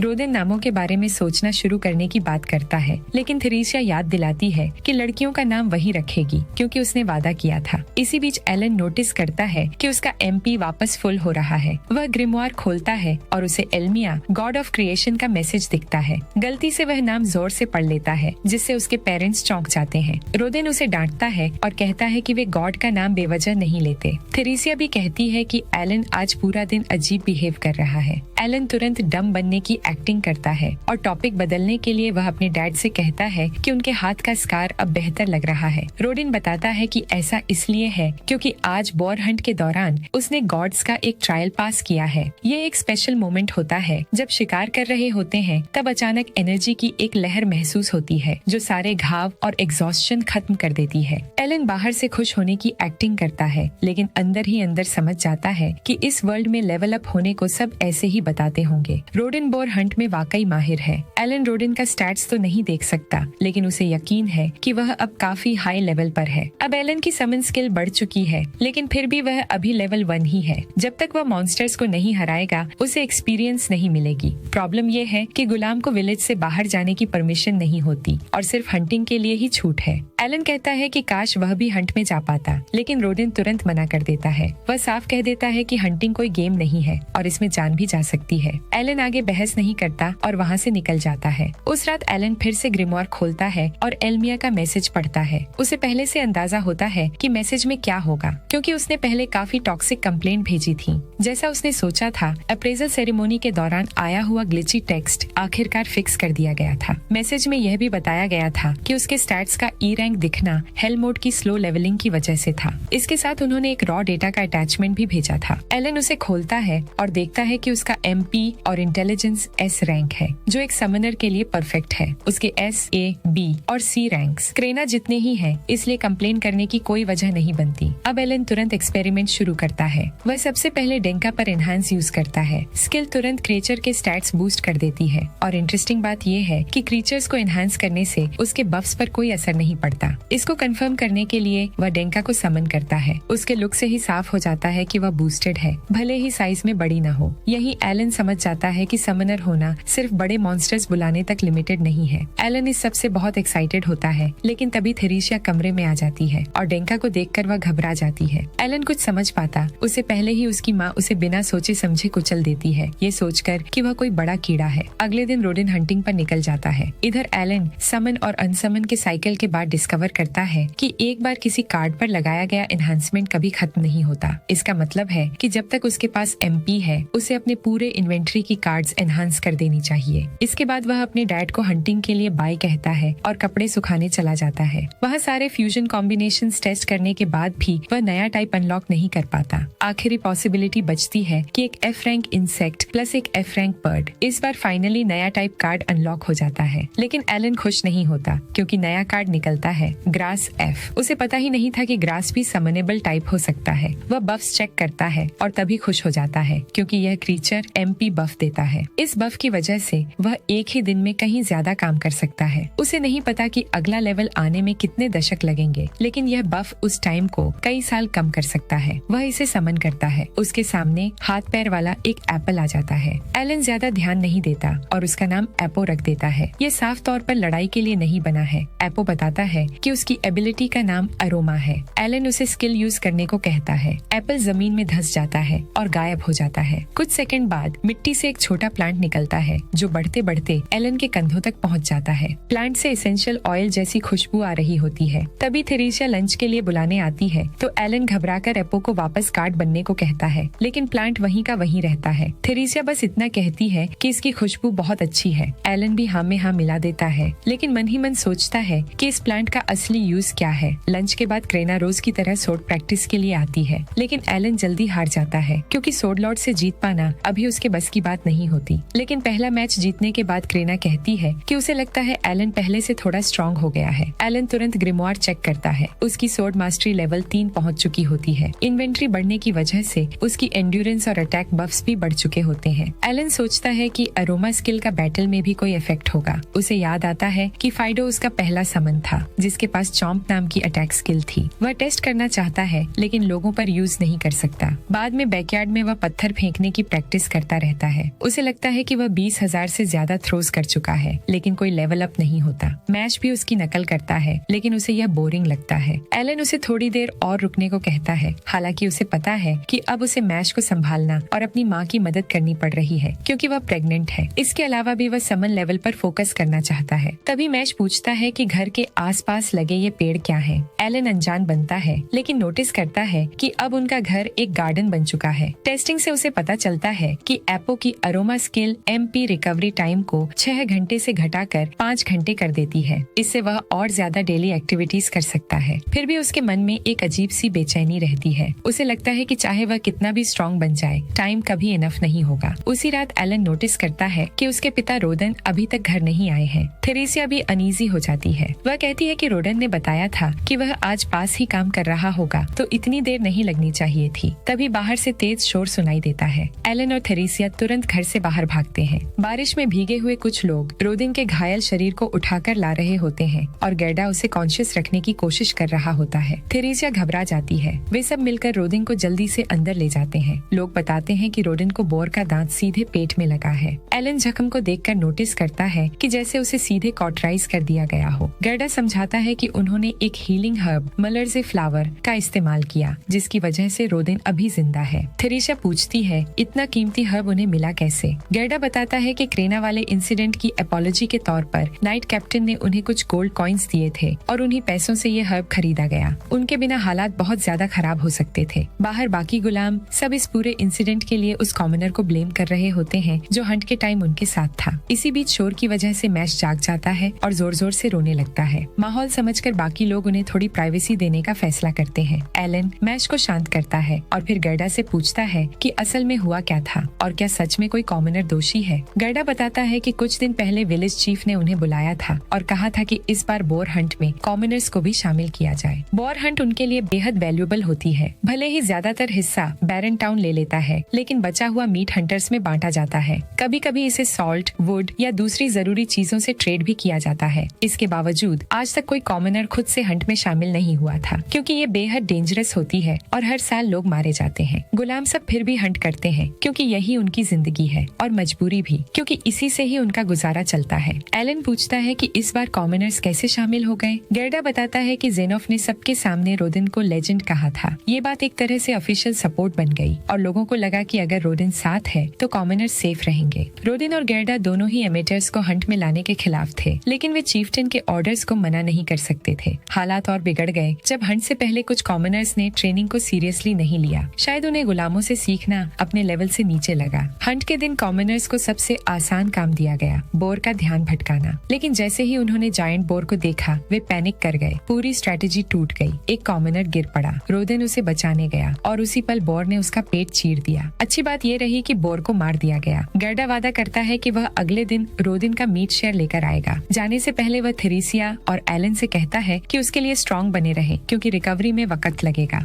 एलन खुद को लूजर महसूस करता है। उसने कुछ भी हेल्प नहीं की थी। वह पूरी रात थेरेसिया के साथ रोडिन की देखभाल करने का फैसला करता है। सुबह सुबह रोडिन घबराकर उठता है। थेरेसिया तुरंत उसे गले लगा लेती है। मैश भी दौड़कर अपने पिता से लिपट जाता है। एलन ये सब चुपचाप देखता रहता है और सोचता है कि वह खुद क्या कर रहा था। वह सिर्फ पावर बढ़ाने में लगा हुआ था, लेकिन पावर का क्या मतलब अगर उसका कोई पर्पस ही न हो। ये कोई गेम नहीं है। इस दुनिया में लोग सरवाइव करने के लिए सब कुछ कर रहे हैं। उसका एक छोटा भाई है और एक और सिबलिंग आने वाला है। तभी गेर्डा वापस आता है और रोडिन का मीट शेयर लाता है। वह देखकर खुश होता है कि रोडिन होश में है। रोडिन कहता है कि उसकी हालत अभी भी खराब है, लेकिन गेर्डा उसे भरोसा दिलाता है कि सर्दियों में वे उसके परिवार का पूरा ध्यान रखेंगे। एलन अपने पिता से कहता है कि वे आराम करें और बाकी जिम्मेदारी उसे सौंप दें। वह वादा करता है कि वह अपने परिवार को सेफ रखेगा। उसकी डिटर्मिनेशन देखकर सब हैरान रह जाते हैं। एलन अब अपने वर्ड्स को एक्शन से प्रूव करने का फैसला करता है। वह हैवी सामान उठाने जैसे काम करने लगता है, जिससे बाकी गुलाम सब ये देख हैरान हो जाते हैं। एलन तय करता है कि अब वह एक्ट नहीं करेगा। वैसे भी गांव में क्रेना जैसी अप एंड कमिंग हीरो है, तो अगर एक टैलेंटलेस सर्फ थोड़ा अटेंशन ले भी ले तो कोई प्रॉब्लम नहीं। इसलिए वह अपने सारे बफ्स फिजिकल स्टैट्स में डाल देता है। MP वाले बफ्स वह छोड़ देता है, क्योंकि उसके लिए फैमिली फर्स्ट है। थेरेसिया उसे पानी लाने के लिए धन्यवाद देती है और कहती है कि ये काफी भारी रहा होगा। एलन इसे हल्के में लेता है और बताता है कि दोपहर में वह पोटैटोज हार्वेस्ट करने में मदद करेगा, क्योंकि गेर्डा उसे सिखाने वाला है। गेर्डा उसे पोटैटोज हार्वेस्ट करना सिखाता है और एलन की स्ट्रेंथ देखकर चौंक जाता है। वह मानता है कि एलन उससे भी ज्यादा स्ट्रॉन्ग है जितना उसने सोचा था। एलन मुस्कुराकर कहता है, ये स्ट्रेंथ मुझे मेरे पिता से मिली है। काम खत्म होने पर एलन एलन कंप्लेन करता है कि इतनी मेहनत के बाद भी बैरन आधे से ज्यादा पोटैटोज ले जाता है। सर्दियों में सरवाइव करने के लिए उन्हें और भी चीजों की जरूरत होगी। सच में सर्फ की जिंदगी बहुत टफ है। तभी चीफ्टन फ्रूट ऑफरिंग लेकर आता है और कहता है कि उसने सुना है रोडन अब बेहतर है। थेरेसिया उसकी दरियादिली के लिए धन्यवाद देती है। वही कॉमनर जिसकी गलती से हादसा हुआ था माफी मांगता है और कहता है कि सब उसकी वजह से हुआ। एलन उसे घूरता है। एक अपॉलॉजी सब कुछ ठीक नहीं कर सकती, लेकिन रोडन उसे आसानी से माफ कर देता है और कहता है कि अगर वह आगे हंट करना चाहता है तो ज्यादा केयरफुल रहे। एलन अपने पिता की दरियादिली देखकर इम्प्रेस्ड हो जाता है। थेरेसिया शांत रहती है और उस कॉमनर को याद दिलाती है कि उसकी गलती से उसका पति मर सकता था। वह कहती है कि सोशल क्लास चाहे जो भी हो, हर किसी का फैमिली होता है। कॉमनर अपनी गलती मान लेता है। तभी बाकी सर्व्स रोडन से मिलने आ जाते हैं। कुछ लोग उसे दोबारा हंट पर चलने के लिए कहते हैं, हालांकि जानते हैं कि अभी जल्दी है। वे बताते हैं कि उनकी वाइफ्स ने उसके लिए केयर पैकेजेस भेजे हैं। थेरेसिया मुस्कुराती है और सबको शांत रहने के लिए कहती है। एलन ये सब देखकर सोचता है कि उसके पेरेंट्स इस दुनिया यानी जापान या जो भी ये दुनिया है इसमें सबसे बेस्ट है। वह पीछे नहीं रह सकता। अगले दिन एलन एक्सपेरिमेंटेशन के लिए एक बड़ा एरिया तैयार करता है। सब रेडी होने पर वह हॉपर को समन करता है। रंग बिरंगे फ्रॉग्स उसके चेहरे पर कूद पड़ते हैं। दूसरे स्टेप में वह कई ट्रैप्स सेट करता है और खुद छिप जाता है। फिर वह फ्रॉग्स को प्रोवोक स्किल यूज करने को कहता है। वे ट्रैप्स के आसपास कूदते रहते हैं और रंग बदलते रहते हैं। एलन जानता है कि ये सबसे घिसा पिटा ट्रैप है, लेकिन अगर इससे 50 डक्स या वाइल्ड बर्ड्स भी मिल गए तो उसका फैमिली पूरी सर्दी काट सकता है। वह वेट करता है, लेकिन काफी देर तक कोई बर्ड नहीं आता। उसे लगता है स्किल की रेंज कम है। आखिरकार वह मान लेता है कि प्लान फेल हो गया, लेकिन तभी वह एक वाइल्ड बर्ड को आते देखता है। वह ट्रैप एक्टिवेट करने ही वाला होता है कि समझ जाता है ये नॉर्मल बर्ड नहीं है, ये एक डेंजरस अल्बा हेरॉन है। वह फ्रॉग्स को खाना शुरू कर देता है। एलन छिपा रहता है क्योंकि उसने नहीं सोचा था कि provoke skill B rank monster को अट्रैक्ट कर लेगी। ये वही मॉन्स्टर है जिसके नाम पर उसका नाम रखा गया था। एलन समझ जाता है कि भागना ही बेस्ट ऑप्शन है, लेकिन तभी वह नोटिस करता है कि उसका एनहांस स्किल लेवल 2 हो गया है, जो क्रीचर स्टैट्स को +10 से +20 कर देता है। उसने अपने सारे समन्स एनहांस कर रखे हैं, इसलिए वह रिस्क लेने का फैसला करता है क्योंकि हार्डकोर गेमर्स कभी चैलेंज से पीछे नहीं हटते। एलन लकड़ी की तलवार लेकर अटैक करता है, लेकिन अल्बा हेरोन उसे जोर से नॉक कर देता है। वह तुरंत फीडो समन करता है। वो सारे उस पर टूट पड़ते हैं, लेकिन अल्बा हेरोन सारे समन्स को खत्म कर देता है और एलन को और ज्यादा डैमेज देता है। तभी एलन रियलाइज करता है कि हर समन के मरने पर उसके बुफ्स भी जा रहे हैं, जिससे वह धीरे धीरे वीक होता जा रहा है। यही समनर होने का सबसे बड़ा डाउन साइड है। उसे लगता है कि शायद यही उसका एंड है, लेकिन तभी एलन दिमाग लगाता है और बाहर निकलने का एक तरीका सोचता है। वो एक नया क्रीचर समन करता है जिसका नाम होता है सकर। ये तुरंत जाकर अल्बा हेरन से चिपक जाते हैं। भले ही ये ज्यादा डैमेज न कर पाए, लेकिन इनका असली काम होता है एनर्जी ड्रेन करना। एलन ने इसे पहले कभी पूरी तरह टेस्ट नहीं किया था, लेकिन उसका अंदाजा सही निकलता है। सकर की एनर्जी ड्रेन एबिलिटी की वजह से वह अल्बा हेरन के पंजों से बच निकलता है। भले ही उसने अपनी कई समन्स और उनके बफ्स खो दिए हों और वह काफी कमजोर हो चुका हो, लेकिन अगर वह इस चीज को बस सही से कंट्रोल कर पाए तो ये कोई बड़ी प्रॉब्लम नहीं है। अब एलन और ज्यादा डॉग्स और लीचेस समन करता है ताकि अल्बा हेरन की एनर्जी और ज्यादा ड्रेन हो सके। लगातार एनर्जी ड्रेन और अटैक्स की वजह से अल्बा हेरन पूरी तरह कमजोर पड़ जाता है। तभी एलन अपनी लकड़ी की तलवार से जोरदार वार करता है और आखिरकार उसे गिरा देता है। जैसे ही अल्बा हेरन मरता है, उसका ग्रिमवार उसे बताता है कि उसे 100 एक्सपीरियंस पॉइंट्स मिले हैं। तभी एलन को एहसास होता है कि उसने सच में जीत हासिल कर ली है और यह उसका पहला मॉन्स्टर किल है। ये फीलिंग उसे बहुत खुशी देती है। वह बिना देर किए अल्बा हेरन का बॉडी उठाता है और अपनी फैमिली को यह खुशखबरी देने घर की तरफ दौड़ पड़ता है। घर पहुंचते ही हर कोई, जिसमें गर्डा और क्रेना भी शामिल है, पूरी तरह हैरान रह जाता है। थेरेसिया तुरंत पूछती है कि उसने यह सब कैसे कर दिखाया। एलन बताता है कि मॉन्स्टर पास ही फ्लाई कर रहा था, इसलिए उसने सरप्राइज अटैक किया, जो कि ज्यादातर सच ही है। रोदेन उसके गाल पर लगे कट को देखता है और पूछता है कि क्या कहीं और चोट लगी है। एलन कहता है कि खून बहना बंद हो चुका है और अब वह बिल्कुल ठीक है। गर्डा आगे बढ़कर अल्बा हेरन के शरीर को ध्यान से देखता है और कहता है कि यह वाकई बहुत इम्प्रेसिव है। वह पूछता है कि क्या उसने इसे सिर्फ लकड़ी की तलवार और कुछ पत्थरों से हराया। एलन हाँ में सिर हिलाता है, लेकिन तभी गर्डा को उसके शरीर पर कुछ कुत्तों जैसे काटने के निशान दिख जाते हैं। अब एलन घबरा जाता है और तुरंत सफाई देता है कि वह पूरी तरह इंस्टिंक्ट में लड़ रहा था, तो शायद उसने उसे 2-4 बार काट भी लिया होगा। ये सुनकर गर्डा कुछ पल के लिए बिल्कुल चुप हो जाता है, लेकिन फिर खुद को संभालता है और कहता है कि वह इसका खून निकाल देगा क्योंकि रोडेन अभी रिकवर कर रहा है। रोडेन मदद के लिए धन्यवाद देता है। तभी एलन गर्डा के सिर के पीछे एक बड़ा सा लंप देखता है और सोचता है कि यह शायद उसे क्रेना के साथ नाइट्स खेलने के समय लगा होगा। ये सोचकर वह हल्का सा हंस देता है। फिर गर्डा उसे उसे काम में हाथ बटाने को कहता है। जब वे अल्बा हेरिन के शरीर को दूसरी जगह ले जा रहे होते हैं तब गर्डा बताता है कि अल्बा हेरिन्स का वेट 60 किलो होता है। खून निकालने और सुखाने के बाद यह 20 किलो रह जाता है, जिसमें से सिर्फ आधा मांस खाने लायक होता है। हालांकि इनके पंख अच्छी कीमत पर बिकते हैं। एलन ध्यान से यह सब सुनता है और खुश होता है कि उसका पड़ोसी उसे इतनी काम की बातें सिखा रहा है। गर्डा आगे बताता है कि उन्हें इसका ज्यादातर हिस्सा अपर क्लास को देना पड़ता है, क्योंकि जंगली मॉन्स्टर्स पर भी 60% टैक्स लगता है। छोटे मॉन्स्टर्स जैसे ई रैंक हॉर्न रैबिट्स को वे नजरअंदाज कर देते हैं, लेकिन डी रैंक अल्बा हेरिन्स पर पूरा टैक्स लगता है। गर्डा फिर अल्बा हेरिन के शरीर से एक छोटा सा जेम निकालता है और बताता है कि यह मैजिक स्टोन है। डी रैंक या उससे ऊपर के मॉन्स्टर्स की मैजिक स्टोन्स भी टैक्स में जाती है। गाँव में इनकी खास कीमत नहीं होती, लेकिन अगर रोदन इतनी बुरी तरह घायल न हुआ होता तो वह बाहर जाकर हंट करता और ज्यादा मॉन्स्टर्स पकड़ता। इसी बात का फायदा उठाकर वे चीफ्टन से बेहतर सौदा कर सकते हैं। ये सुनते ही एलन के दिमाग में एक बढ़िया आइडिया आता है। वह और गर्डा तुरंत चीफ्टन के घर जाते हैं। वहाँ गर्डा अल्बा हेरिन दिखाते हुए कहता है कि रोदिन के बच्चे ने अपनी जान जोखिम में डालकर इस मॉन्स्टर को मारा है। चीफ्टन यह देखकर बहुत खुश होता है, लेकिन तभी गर्डा कहता है कि वे पूरे पंख और मैजिक स्टोन टैक्स में दे देंगे, लेकिन बाकी मांस अपने पास रखना चाहते हैं। देबोजी तुरंत मना कर देता है और कहता है कि इस साल बैरन ने और ज्यादा मांस मांगा है। तब एलन समझ जाता है कि चीफ्टन गांव वालों को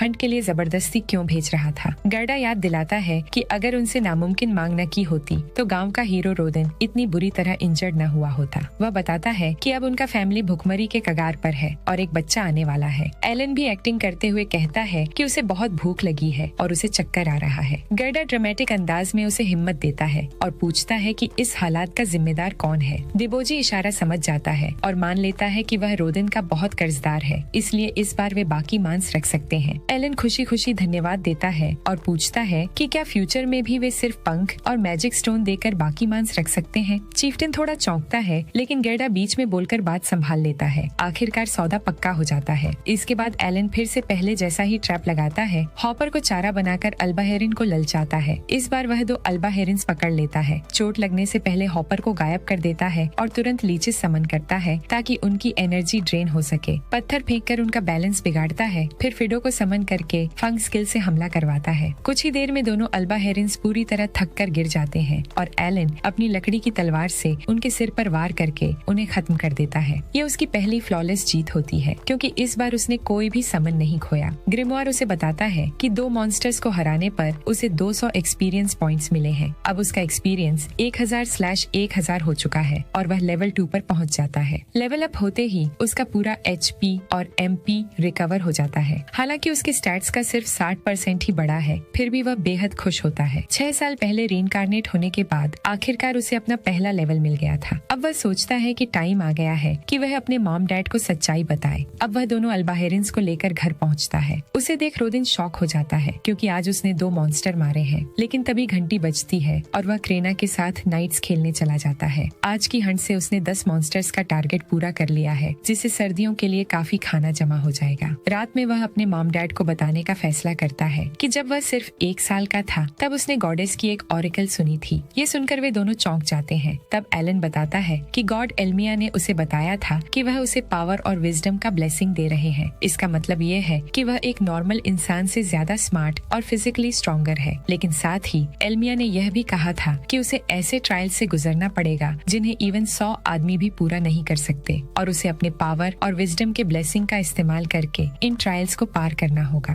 ये सुनकर रोदन और थेरेसिया दोनों हैरान रह जाते हैं, क्योंकि यह सब एक छोटे से बच्चे जैसे एलन के लिए बेहद ज्यादा मुश्किल लगता है। तभी रोदिन को समझ आ जाता है कि आज एलन ने उन्हीं में से एक ट्रायल को पार किया है, क्योंकि सुबह उसके गाल पर जो कट लगा था वह अब पूरी तरह गायब हो चुका था। तब जाकर एलन को एहसास होता है कि यह सच है। रोडिन उसे बताता है कि वह जानता है कि ट्रायल ऑफ द गॉड्स कैसा होता है, इसलिए उसने अंदाजा लगा लिया कि एलन के साथ भी यही हुआ है। इसके बाद थेरेसिया उससे पूछती है कि फिर पिछले साल की अप्रेजल सेरेमोनी में उसके रिजल्ट्स इतने खराब क्यों आए थे। एलन बताता है कि कुछ महीने पहले उसे एल्मिया से एक और ऑरेकल मिला था। उसकी एट्रीब्यूट्स को सेरेमोनी में लो रैंक इसलिए मिला था क्योंकि वे उसके ट्रायल्स की स्लो प्रोग्रेशन को ध्यान में रखकर मापी गई थी, और उसे टैलेंटलेस इसलिए कहा गया क्योंकि उसका टैलेंट इतना नया था कि उसे पहचान ही नहीं पाए। ये सुनकर रोडिन पूरी तरह चौंक जाता है कि एलन के पास भी एक टैलेंट है और तुरंत पूछता है कि वह किस तरह का है। एलन यहाँ झूठ बोल देता है और कहता है कि एल्मिया ने उसे उसका टैलेंट नहीं बताया, इसलिए वह खुद भी नहीं जानता। वह ये बात इसलिए छुपाता है क्योंकि अगर लोगों को पता चल गया कि वह क्रीचर्स को समन और कंट्रोल कर सकता है तो लोग गलत मतलब निकाल सकते हैं, और जाहिर है वह यह भी किसी को नहीं बता सकता कि वह रीइंकार्नेटेड है। अचानक थेरेसिया उसे जोर से गले लगा लेती है और कहती है कि काश उसने यह सब उन्हें पहले ही बता दिया होता। रोज पेड़ों पर पत्थर फेंकने की उसकी आदत और अब बड़े मॉन्स्टर्स का शिकार करना, ये सब इसलिए था क्योंकि वह अकेले ही लॉर्ड स्ट्राइल को पार करने की कोशिश कर रहा था। एलन माफी मांगता है और कहता है कि वह खुद को साबित करना चाहता था ताकि वह इन ट्रायल्स का सामना बहादुरी से कर सके। रोडिन पहले ही यह समझ चुका था, लेकिन वह उसे याद दिलाता है कि अगर कभी मुश्किल आए तो वह उनसे मदद मांग सकता है। एलन दोनों का धन्यवाद करता है। तब रोडिन कहता है कि फिलहाल यह बात सिर्फ उन्हीं के बीच रहे, क्योंकि अगर किसी ने उसे झूठा समझ लिया तो बहुत बड़ी मुसीबत खड़ी हो सकती है। सब कुछ साफ हो जाने के बाद रोडिन कहता है कि वह यह बात कम से कम गर्डा को जरूर बताएगा, क्योंकि वह हमेशा क्रेना के स्वॉर्ड लॉर्ड होने का घमंड करता रहता है, और अब वह यह भी कह सकता है कि उसका बेटा भी किसी से कम नहीं है। जब विंटर आता है तो एलन अल्बा हेरन मीट को सुखाने के काम में मदद करता है। अब गर्डा भी पूरी सच्चाई जान चुका होता है। उसे पहले से ही लगता था कि एलन कोई साधारण बच्चा नहीं है, लेकिन भगवान से ब्लेसिंग और ट्रायल्स मिलना बिल्कुल अलग बात थी, इसलिए वह अब भी हैरान रहता है। मगर इससे बहुत कुछ साफ हो जाता है। इसके बाद वे दोनों अल्बा हेरन मीट लेकर शहर जाते हैं और यह एलन का पहली बार सप्लाईज के लिए ट्रेडिंग करने का एक्सपीरियंस होता है। गर्डा कहता है कि अच्छा हुआ उसने अल्बा हेरन का स्टॉक जमा कर लिया था। एलन बताता है कि उसका बोर हंट भी काफी अच्छा रहा। गर्डा सहमत होता है और कहता है कि जब सिर्फ सर्व्स होते हैं और कोई कॉमनर्स बीच में नहीं आते तो काम बहुत आसान हो जाता है। तभी एलन पूछता है कि सर्व्स और कॉमनर्स में असली फर्क क्या होता है। गर्डा समझाता है कि सबसे बड़ा फर्क उनकी सोशल स्टैंडिंग का होता है, साथ ही टैक्स सिस्टम भी अलग होता है। कॉमनर्स पर 60% रूल लागू नहीं होता, उनके लिए हेड टैक्स होता है। हर एडल्ट के लिए 3 गोल्ड कॉइन्स और हर बच्चे के लिए 1 गोल्ड कॉइन हर साल। ये सुनकर एलन अपना असली सवाल पूछता है कि क्या सर्व्स के लिए कॉमनर्स बनना मुमकिन है। गर्डा बताता है कि इसके लिए फैमिली के हर मेंबर के बदले 10 गोल्ड कॉइन्स देना पड़ता है। उसने यह भी सुना है कि कभी कभी बैरन इनाम में कॉमनर स्टेटस दे देता है, लेकिन उसे नहीं पता कि यह सच है या नहीं। एलन सोचता है कि उसके फैमिली में जल्द ही एक नया मेंबर आने वाला है, यानी कुल मिलाकर उन्हें 50 गोल्ड कॉइन्स चाहिए होंगे। इसके बाद वे पहली दुकान पर जाते हैं। गर्डा 5 पैक बोर्ड जर्की के बदले कुछ सॉल्ट लेता है। एलन भी ऐसा ही करता है और 5 पैक अल्बा हेरन जर्की के बदले एक बैग सॉल्ट लेता है। अपनी पहली ट्रेड पूरी करने के बाद वह गर्डा के साथ घूमता है ताकि और सप्लाईज ले सके।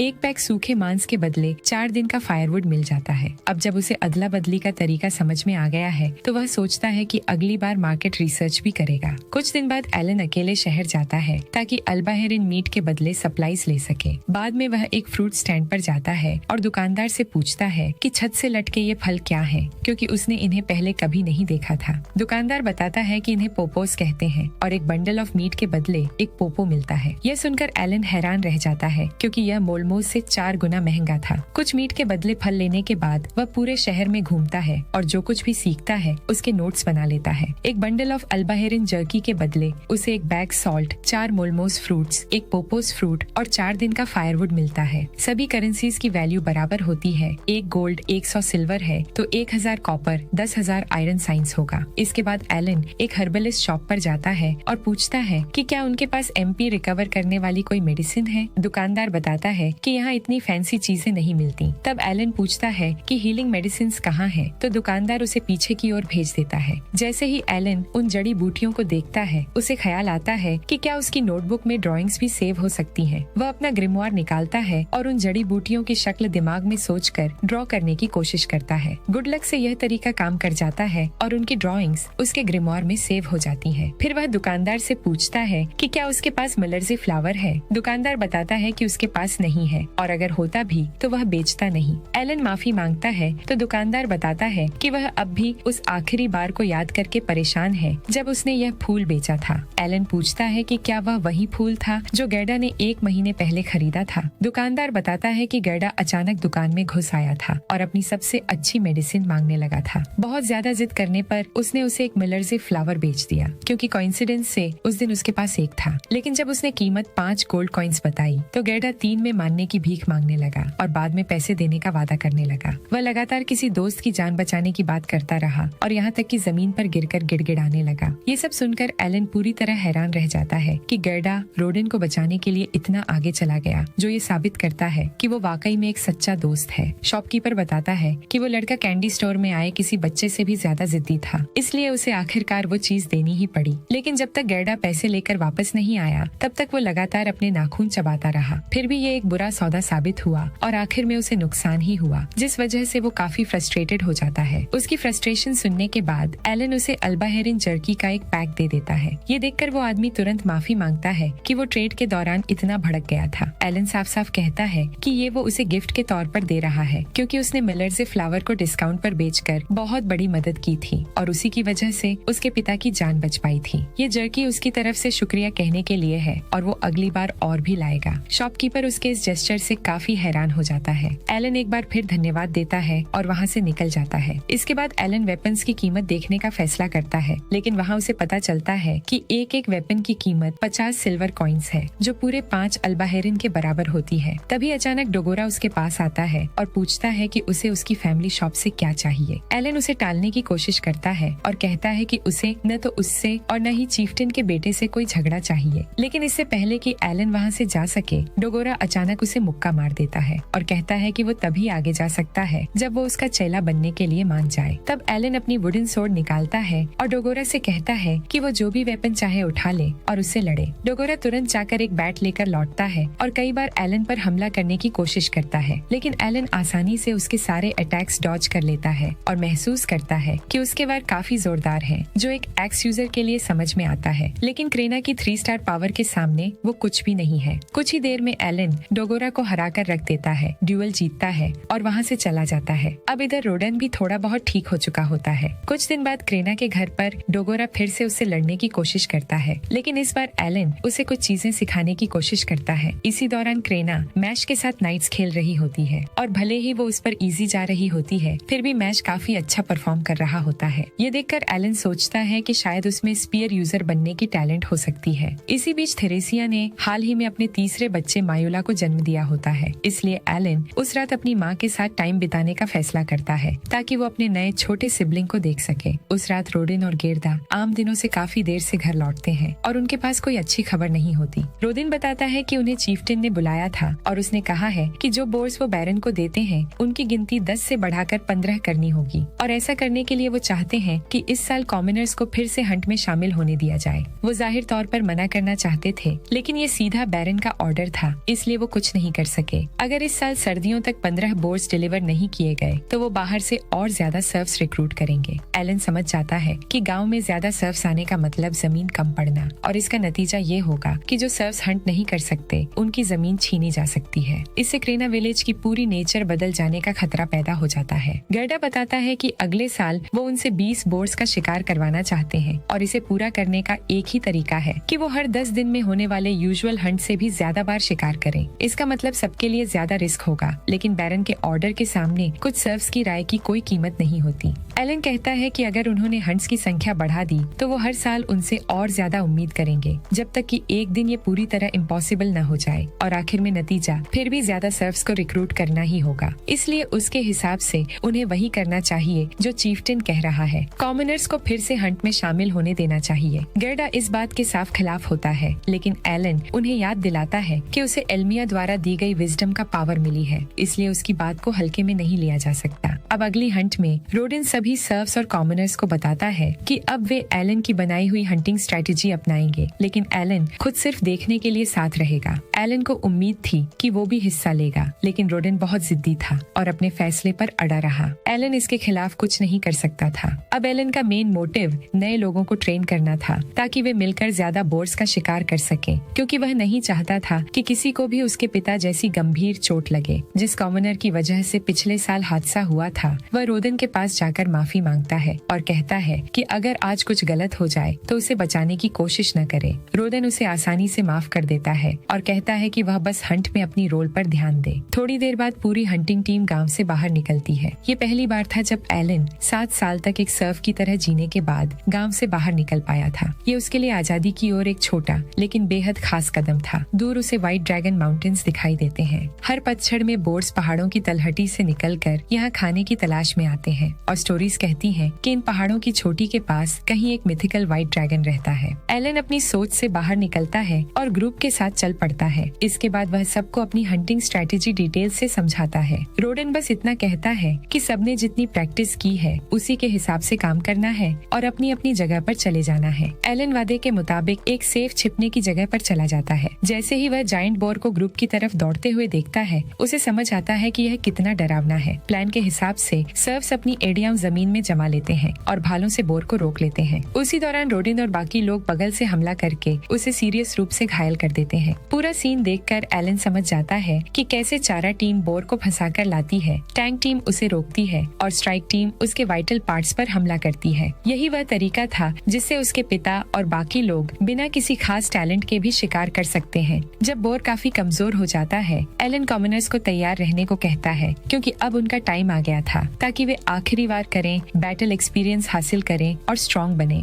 जैसे ही रोडिन हमला करने का ऑर्डर देता है, कॉमनर्स अपने भालों से टूट पड़ते हैं और आखिरकार बोर को मार गिराते हैं। जैसे ही बोर जमीन पर गिरता है, कॉमनर्स अपने अंदर ताकत बहते हुए महसूस करते हैं, जो इस बात का सिग्नल था कि उन्होंने गॉड्स की ट्रायल पार कर ली है और लेवल अप कर गए हैं। क्योंकि बोर सी रैंक मॉन्स्टर्स होते हैं, इसलिए उन्हें काफी ज्यादा एक्सपीरियंस मिला और लेवल अप करना आसान हो गया। एलन खुद भी अपना ग्रिमवार चेक करता है, लेकिन उसे कुछ नहीं मिला। इसका मतलब था कि सिर्फ पास खड़े रहने से उसे बैटल का हिस्सा नहीं माना गया। कॉमनर्स उसके पास आकर उसे धन्यवाद देते हैं और कहते हैं कि उसकी स्ट्रेटेजी की वजह से ही आज यह जीत मुमकिन हुई। लेकिन जीत का इम्पोर्टेंट हिस्सा होने के बावजूद एलन अपने दिल में हारा हुआ महसूस करता है। कुछ दिन बाद जब एलन गांव में पानी भरने जाता है, तो कुछ पड़ोसी उससे पूछते हैं कि क्या वह आज की हंट में भी जाएगा। एलन हाँ कहता है और बताता है कि वह हमेशा की तरह सिर्फ देखने जाएगा। हालांकि अंदर से वह चाहता था कि उसका पिता उसे भाला पकड़ने दे, लेकिन गांव वाले तुरंत इस विचार को मना कर देते हैं, क्योंकि रोडिन इस तरह की बात करने पर लोगों को पीट देता है। एक पड़ोसी मजाक में कहता है कि उसे थोड़ी जलन हो रही है और वह भी हंट में जाना चाहता है। दूसरा सर्फ उससे कहता है कि उसे एक दिन के लिए अपना कसाई वाला नाइफ रख देना चाहिए और हंट में शामिल हो जाना चाहिए। लेकिन वह आदमी बताता है कि उसकी वाइफ प्रेग्नेंट है, इसलिए वह कोई जोखिम नहीं लेना चाहता। फिर भी वह ज्यादा मॉन्स्टर मीट काटने के काम में खुश रहता है। ये सुनकर एलन उससे एक एहसान मांगता है और उसे सारे अल्बहेरिन दिखाता है जिन्हें काटना बाकी था। इतने सारे देखकर वह आदमी चौंक जाता है। एलन बताता है कि वह चाहता है कि वो उसके लिए यह सारा मांस काट दे, क्योंकि अकेले उसके लिए यह बहुत ज्यादा है। बदले में वह हर एक के बदले उसे 2 पैक मीट देने का वादा करता है, जिससे वह आदमी बहुत खुश हो जाता है। ये अल्बहेरिन उनके फैमिली के खाने के लिए नहीं थे, बल्कि बेचने के लिए थे। आखिरकार एलन को गुलामी से अपने परिवार को बाहर निकालने के लिए 50 गोल्ड कॉइन्स जमा करने थे। शहर में बुचर से कटवाना महंगा पड़ता, इसलिए गांव में यह काम करवाना ज्यादा फायदेमंद था और आना जाना भी कम होगा। अगली हंट में और भी ज्यादा कॉमनर्स टीम में शामिल हो जाते हैं।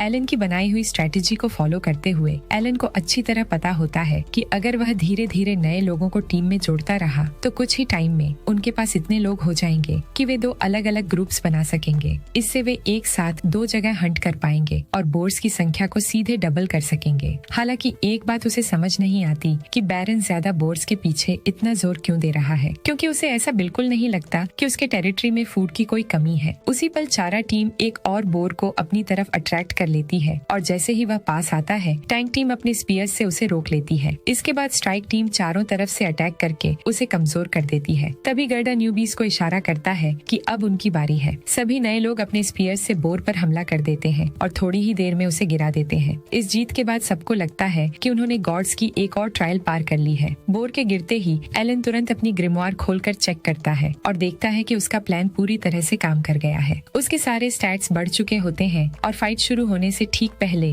वह लेवल अप भी कर चुका होता है। असल में जब बोर टैंक टीम की तरफ दौड़ रहा था, तब एलन ने जानबूझकर डेंका को ठीक उसके रास्ते में समन कर दिया था। उसके समन क्रीचर्स को वह किसी भी ऐसी जगह समन कर सकता था जिसे वह अपनी आंखों से देखकर 50 मीटर के रेडियस के अंदर मार्क कर सके। क्योंकि डेंका रास्ते में समन हुआ था, इसलिए बोर ने गलती से उस पर पैर रख दिया और बस इतना ही एलन के प्लान के लिए काफी था। क्योंकि जैसे ही बोर उसके किसी क्रीचर पर हमला करता है, उसी पल से एलन ऑफिशियली उस बैटल का पार्टिसिपेंट बन जाता है। अब 3 महीने बाद एलन बताता है कि इस दुनिया में भी नए साल की शुरुआत को सेलिब्रेट करने की रिवाज है। इसी वजह से उसे पहली बार चीफ्टेन के रेजिडेंस में बुलाया जाता है। वहाँ से वह क्रेना के साथ गांव लौटता है। क्रेना बेहद खुश होती है क्योंकि उन्हें कैंडीज और कुछ गिफ्ट्स मिले होते हैं जिन्हें वे घर ले जा सकते थे। एलन मान लेता है कि यह शायद 15 बोर क्वोटा पूरा करने का रिवॉर्ड है, इसलिए उसे कोई शिकायत नहीं होती। घर पहुँचने पर उनके फैमिली वाले पहले से ही साथ में डिनर करने के लिए इंतजार कर रहे होते हैं। खाने के दौरान एलन रोडिन और गर्डा को बताता है कि चीफ्टेन के रेजिडेंस में उन्होंने कितना अच्छा टाइम बिताया और उन्हें भी साथ जाना चाहिए था। इस पर गर्डा कहता है कि इतना ज्यादा दिखावटी चीजों के बीच बैठना नए साल की शुरुआत का सबसे बोरिंग तरीका है, इसलिए वे सब इसे छोड़कर फैमिली के साथ पार्टी करने और दावत एंजॉय करने का फैसला करते हैं। इसके बाद गर्डा उससे पूछता है कि क्या चीफ्टेन ने उनके बारे में कुछ कहा था।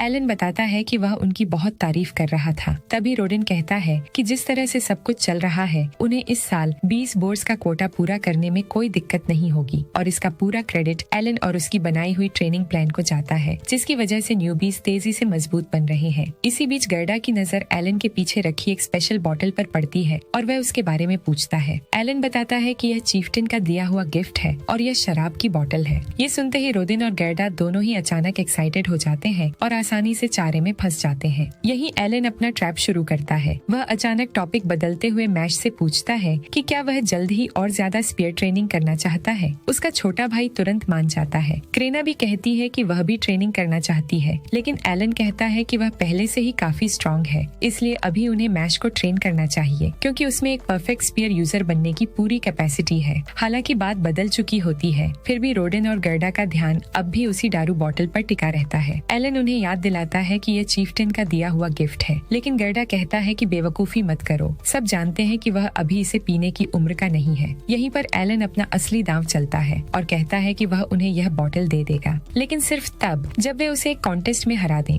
रोदेन थोड़ा हिचकिचाता है, लेकिन गर्डा बिना सोचे समझे तुरंत मान जाता है क्योंकि उसे पूरा भरोसा होता है कि वे एलन को आसानी से हरा देंगे। एलन उनसे पूछता है कि अगर वह जीत गया तो उसे क्या मिलेगा। ये सुनकर दोनों अचानक चौंक जाते हैं। वे कहते हैं कि वह खुद बता दे कि उसे क्या चाहिए। बिना एक पल की हिचक के एलन कहता है कि अगर वह जीत गया तो इस साल की सभी बोर हंट्स में उसे भाला चलाने दिया जाएगा। ये सुनते ही रोदेन और गर्डा समझ जाते हैं कि वे एलन के जाल में फंस चुके हैं और उन्हें एहसास होता है कि वह कितना स्मार्ट है। फिर भी रोदेन कहता है कि चाहे कुछ भी हो, वह कॉन्टेस्ट एक्सेप्ट करता है। अगर वे जीतते हैं तो उन्हें शराब मिलेगा और अगर एलन जीतता है तो उसे हंट्स में लड़ने दिया जाएगा। गर्डा पूछता है कि कंटेस्ट क्या होगा, तो एलन बताता है कि आर्म रेसलिंग। ये सुनकर दोनों और ज्यादा कॉन्फिडेंट हो जाते हैं। गर्डा सबसे पहले मुकाबला करने का फैसला करता है और कहता है कि वह बिल्कुल भी इजी नहीं लेगा। एलन पूरी तैयारी के साथ आता है क्योंकि उसने अपनी इन्वेंट्री में ढेर सारे फीडो कार्ड्स भर रखे होते हैं ताकि उसे अटैक पावर का बफ मिल सके। ऊपर से वह अब लेवल 6 हो चुका होता है, इसलिए उसे पूरा भरोसा होता है कि वह जीत जाएगा और सच में वह गर्डा को कुछ ही पल में हरा देता है। हालांकि उसके अनुमान से गर्डा का अटैक स्टैट लगभग 150 से 200 के बीच रहा होगा। इसके बाद जब रोदेन की बारी आती है तो एलन उसकी ताकत के सामने टिक नहीं पाता और हार जाता है। वह समझ जाता है कि उसके पिता का अटैक स्टैट कम से कम 300 से ज्यादा होगा। जब दोनों शराब एंजॉय कर रहे होते हैं तब एलन उनकी ताकत का एनालिसिस करता है। उसे पता चलता है कि क्योंकि गर्डा का अटैक स्टैट डी रैंक के आसपास है, इसलिए उसके पिता का अटैक स्टैट सी रैंक के करीब होना चाहिए। इससे उसे अंदाजा लग जाता है कि नॉर्मल मोड पर खेलने वाले लोग कितने ज्यादा स्ट्रॉन्ग हो सकते हैं। रोदेन उससे कहता है कि हारने के बावजूद वह बिल्कुल भी कमजोर नहीं है, लेकिन जब तक वह उसे हरा नहीं देता तब तक वह किसी भी बोर हंट में हिस्सा नहीं लेगा। एलन यह बात मान लेता है और सोचता है कि अगर वह फॉल से पहले समन लेवल 4 तक पहुंच गया तो उसके पास उसे हराने का अच्छा मौका होगा। अब जून तक आते आते एलन का समन लेवल फिर से बढ़ जाता है और उसकी ग्रिमोर उसे ढेर सारी नई जानकारी देती है। वह जल्दी से अपना स्टैट्स पेज खोलकर चेक करता है और देखता है कि उसने ई रैंक समन क्रिएचर्स अनलॉक कर लिए हैं और साथ ही एक बिल्कुल नया टाइप भी। उसे लगता है कि इस नए टाइप को समझने के लिए उसे फिर से फ्यूजन एक्सपेरिमेंट करने पड़ेंगे, लेकिन इस बार उसके पास एमपी भरपूर है, इसलिए वह आराम से टेस्ट कर सकता है। उसका कार्ड इन्वेंटरी भी अब 10 तक पहुंच चुका होता है और क्योंकि समन क्रिएचर्स से मिलने वाले बुफ्स उनके लेवल के साथ स्केल करते हैं, इसलिए अगर वह अपना इन्वेंटरी 40 ई रैंक कार्ड से भर ले तो उसे जबरदस्त बूस्ट मिल सकता है। इसका मतलब ये है कि अब वह आर्म रेसलिंग में अपने पिता को हरा सकता है और बहुत जल्द हंट्स में हिस्सा ले सकेगा। इसी बीच उसकी ग्रिमोर में उसे एक नया स्किल दिखाई देता है, मतलब कि एक स्टोरेज। पहले तो उसे समझ नहीं आता कि यह क्या है, लेकिन जब वह एक पेज में बने हुए होल को देखता है तो उसमें एक स्टिक डालकर टेस्ट करता है और महसूस करता है कि वह काफी गहरा है, जैसे उसका कोई बॉटम ही ना हो। थोड़ी देर में उसे पता चलता है कि वह स्टोर्ड आइटम्स की मेंटल इमेज अपने दिमाग में बुला सकता है और जब चाहे उन्हें बाहर निकाल सकता है। वह एक्सपेरिमेंट के तौर पर ढेर सारी चीजें उसमें डाल देता है और समझ जाता है कि जब तक कोई चीज उसमें फिट हो जाती है वह कुछ भी स्टोर कर सकता है और इसकी क्वांटिटी की भी कोई लिमिट नहीं है। ये उसे थोड़ा अजीब लगता है क्योंकि गेम्स का एक बहुत बड़ा एस्पेक्ट यही होता है कि प्लेयर कितना सामान उठा सकता है। उसे समझ नहीं आता कि उसे इस एग्जैक्ट टाइम पर गॉड टियर स्टोरेज स्किल क्यों दी गई, चाहे की हो, बोट हो या फिर मैजिक कारपेट। गेम्स में आइटम्स हमेशा उसी वक्त मिलते हैं जब उनकी सबसे ज्यादा जरूरत होती है। है, क्योंकि डेवलपर्स उसी तरह से डिजाइन करते हैं। इसका मतलब साफ है कि इसके पीछे कोई न कोई बड़ा रीजन जरूर है, कुछ ऐसा जो इस टाइम इसे बेहद जरूरी बनाता है। फिलहाल इस बात को साइड में रखते हुए एलन डिसाइड करता है कि अब ई रैंक समन्स के साथ एक्सपेरिमेंट करने का सही वक्त आ गया है। जब वो ई रैंक इंसेक्ट समन करने की कोशिश करता है तो कुछ भी नहीं होता।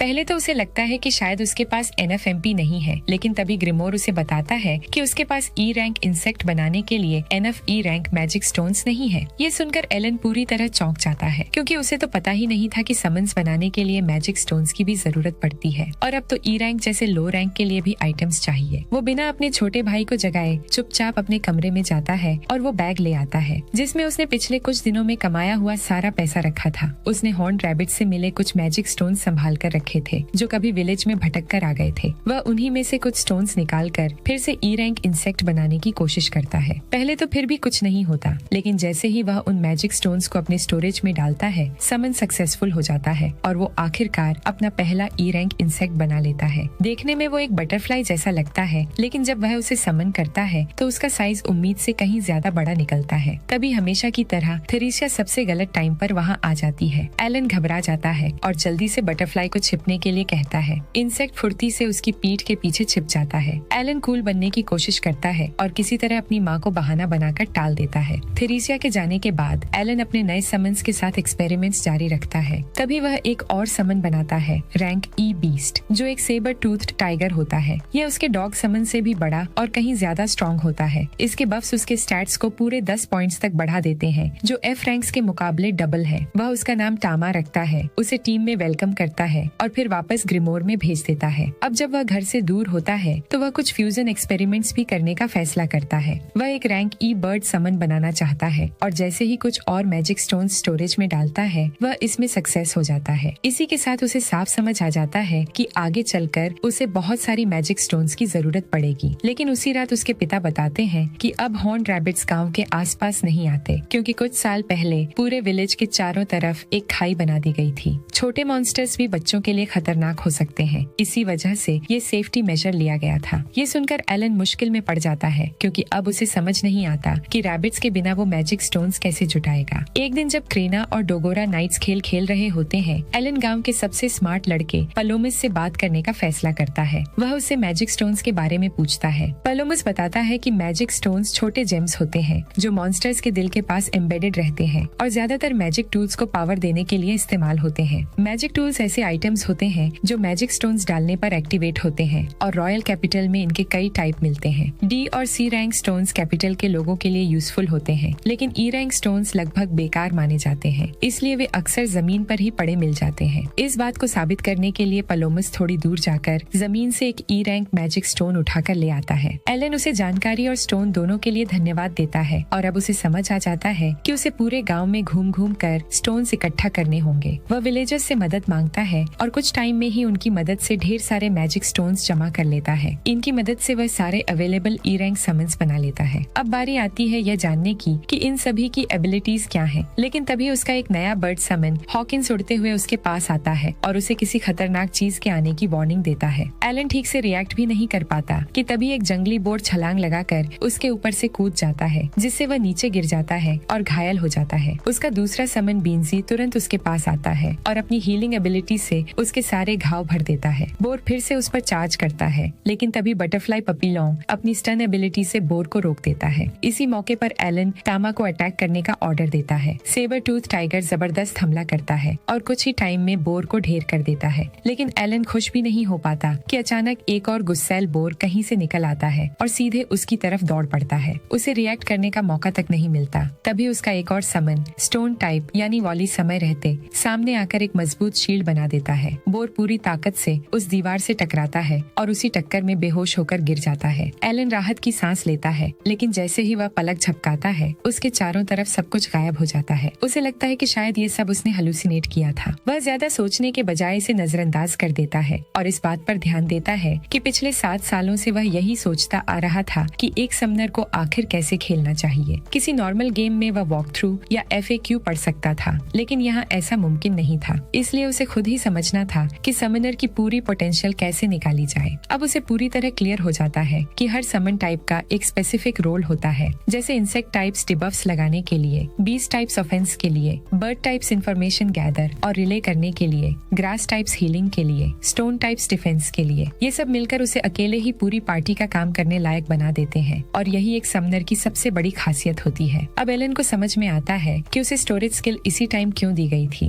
क्योंकि वह सैकड़ों मैजिक स्टोन अपने साथ कैरी नहीं कर सकता था। अब उसे डेवलपर्स की सोच पूरी तरह समझ आ जाती है। अब उसके पास एक ऐसी परफेक्ट आर्मी है जो किसी भी सिचुएशन को संभाल सकती है और किसी भी एनिमी को हरा सकती है। यही है अल्टीमेट पावर जो एक समनर को डीमन लॉर्ड से भी ज्यादा ताकतवर बना देती है। इसी बीच कुछ ही टाइम बाद चीफ्टेन गेर्डा और रोदन को इन्फॉर्म करता है कि उसे जो खबर मिली है उसके मुताबिक अगले महीने खुद बैरन उनसे मिलने आने वाला है। वजह ये है कि बैरन उनकी बोर हंट्स को अपनी आंखों से देखने में काफी इंटरेस्ट दिखा रहा है। ये सुनते ही गर्डा का मूड खराब हो जाता है, क्योंकि उसके लिए सरप्राइजेस कभी खत्म ही नहीं होते। पहले उसे ज्यादा बोर्ड्स चाहिए थे, अब उसे पूरा का पूरा शो चाहिए। रोडन साफ करता है कि उसे इससे कोई खास प्रॉब्लम नहीं है, लेकिन वह यह जानना चाहता है कि आखिर एलन को उनके साथ ज्वाइन करने के लिए क्यों कहा गया है। इस पर चीफ्टेन समझाता है कि बैरन के स्टे के दौरान उसे टूर गाइड की जरूरत होगी। गेर्डा इसका साफ अपोज करता है और पूछता है कि वह अपने बेटे से यह काम क्यों नहीं करवाता। तब डिबोजी बताता है कि उसका बेटा पलोमस इस काम के लिए बिल्कुल लायक नहीं है, इसलिए वह चाहता है कि एलन उनकी मदद करे और हंट से एक रात पहले डिनर से ही बैरन को हॉस्पिटैलिटी दिखाए।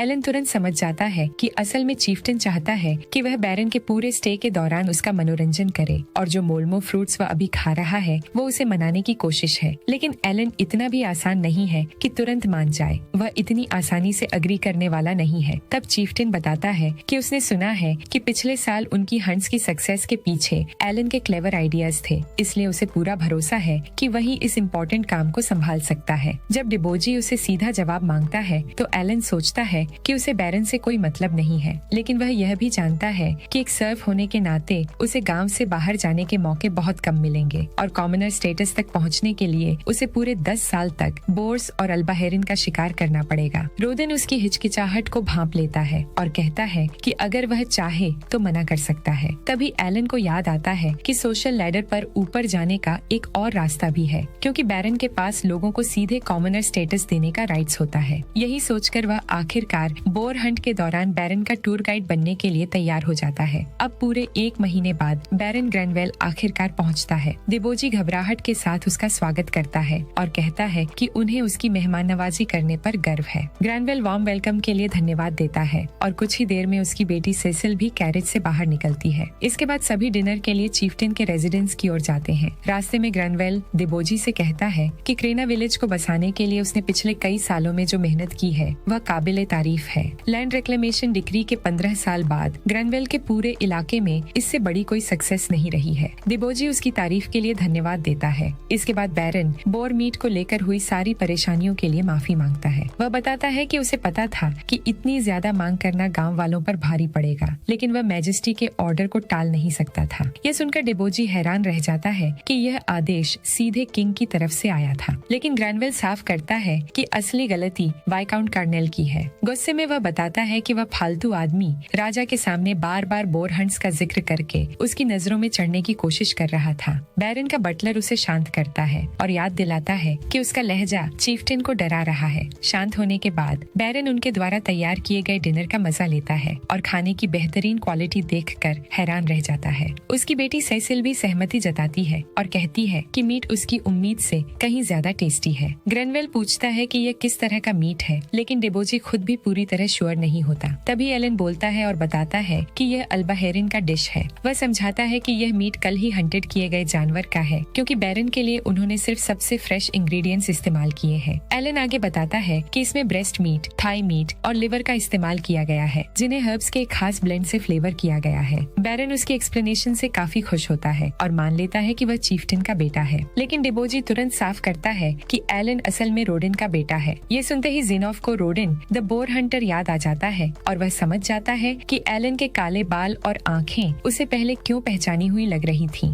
एलन अच्छे तरीके से बैरन को ग्रीट करता है और बताता है कि वह कल की हंट के दौरान उनका गाइड बनेगा। ग्रैनवेल उसकी तारीफ करता है और कहता है कि वह एक वेल मैनर्ड यंग मैन है। फिर वह डिबोजी से पूछता है कि क्या उसका पिता पहले नाइटहुड का मेंबर था। डिबोजी तुरंत साफ करता है कि वह एक सर्फ फैमिली से आता है। ये सुनते ही बैरन की बेटी सेसिल नाराज हो जाती है और पूछती है कि वे एक सर्फ को अपने गेस्ट हॉल में आने कैसे दे सकते हैं। ग्रैनवेल तुरंत उसे डांटता है और याद दिलाता है कि सर्व्स भी उनके इलाके के खास मेंबर्स हैं, इसलिए उन्हें किसी जानवर की तरह ट्रीट करना बिल्कुल गलत है। सीसिल शर्मिंदा होकर माफी मांगती है, लेकिन फिर भी उसकी नजरें लगातार एलन पर टिकी रहती हैं, जैसे वह उसका दुश्मन हो, जबकि एलन ने ऐसा कुछ किया भी नहीं था जिसके लिए वह इस तरह की नफरत डिजर्व करता। इसी बीच ज़ीनोफ एलन से कहता है कि उसे उम्मीद है कि वह कल के हंट के दौरान उन्हें बारीकियों से वाकिफ करेगा। वह मानता है कि एक साल में 20 बोर्ड्स पकड़ना बहुत बड़ा टारगेट है, लेकिन अगर यह ज्यादा मुश्किल साबित हुआ तो उसके नाइट्स हंट संभाल लेंगे। ये सुनते ही एलन डिफेंसिव हो जाता है। उसे लगता है कि ज़ीनोफ को सर्व्स की काबिलियत पर भरोसा नहीं है। वहीं सिसिल इस बात पर बेहद खुश हो जाती है और कहती है कि यह तो बहुत ही वंडरफुल होगा। वह बताती है कि उसने अपने पिता से रिक्वेस्ट की थी कि उसे हंट पर ले जाया जाए, क्योंकि वह ग्रेट बोर को पास से देखना चाहती थी, लेकिन अगर नाइट्स उसे मारते हुए दिखें तो यह और भी बेहतर होगा।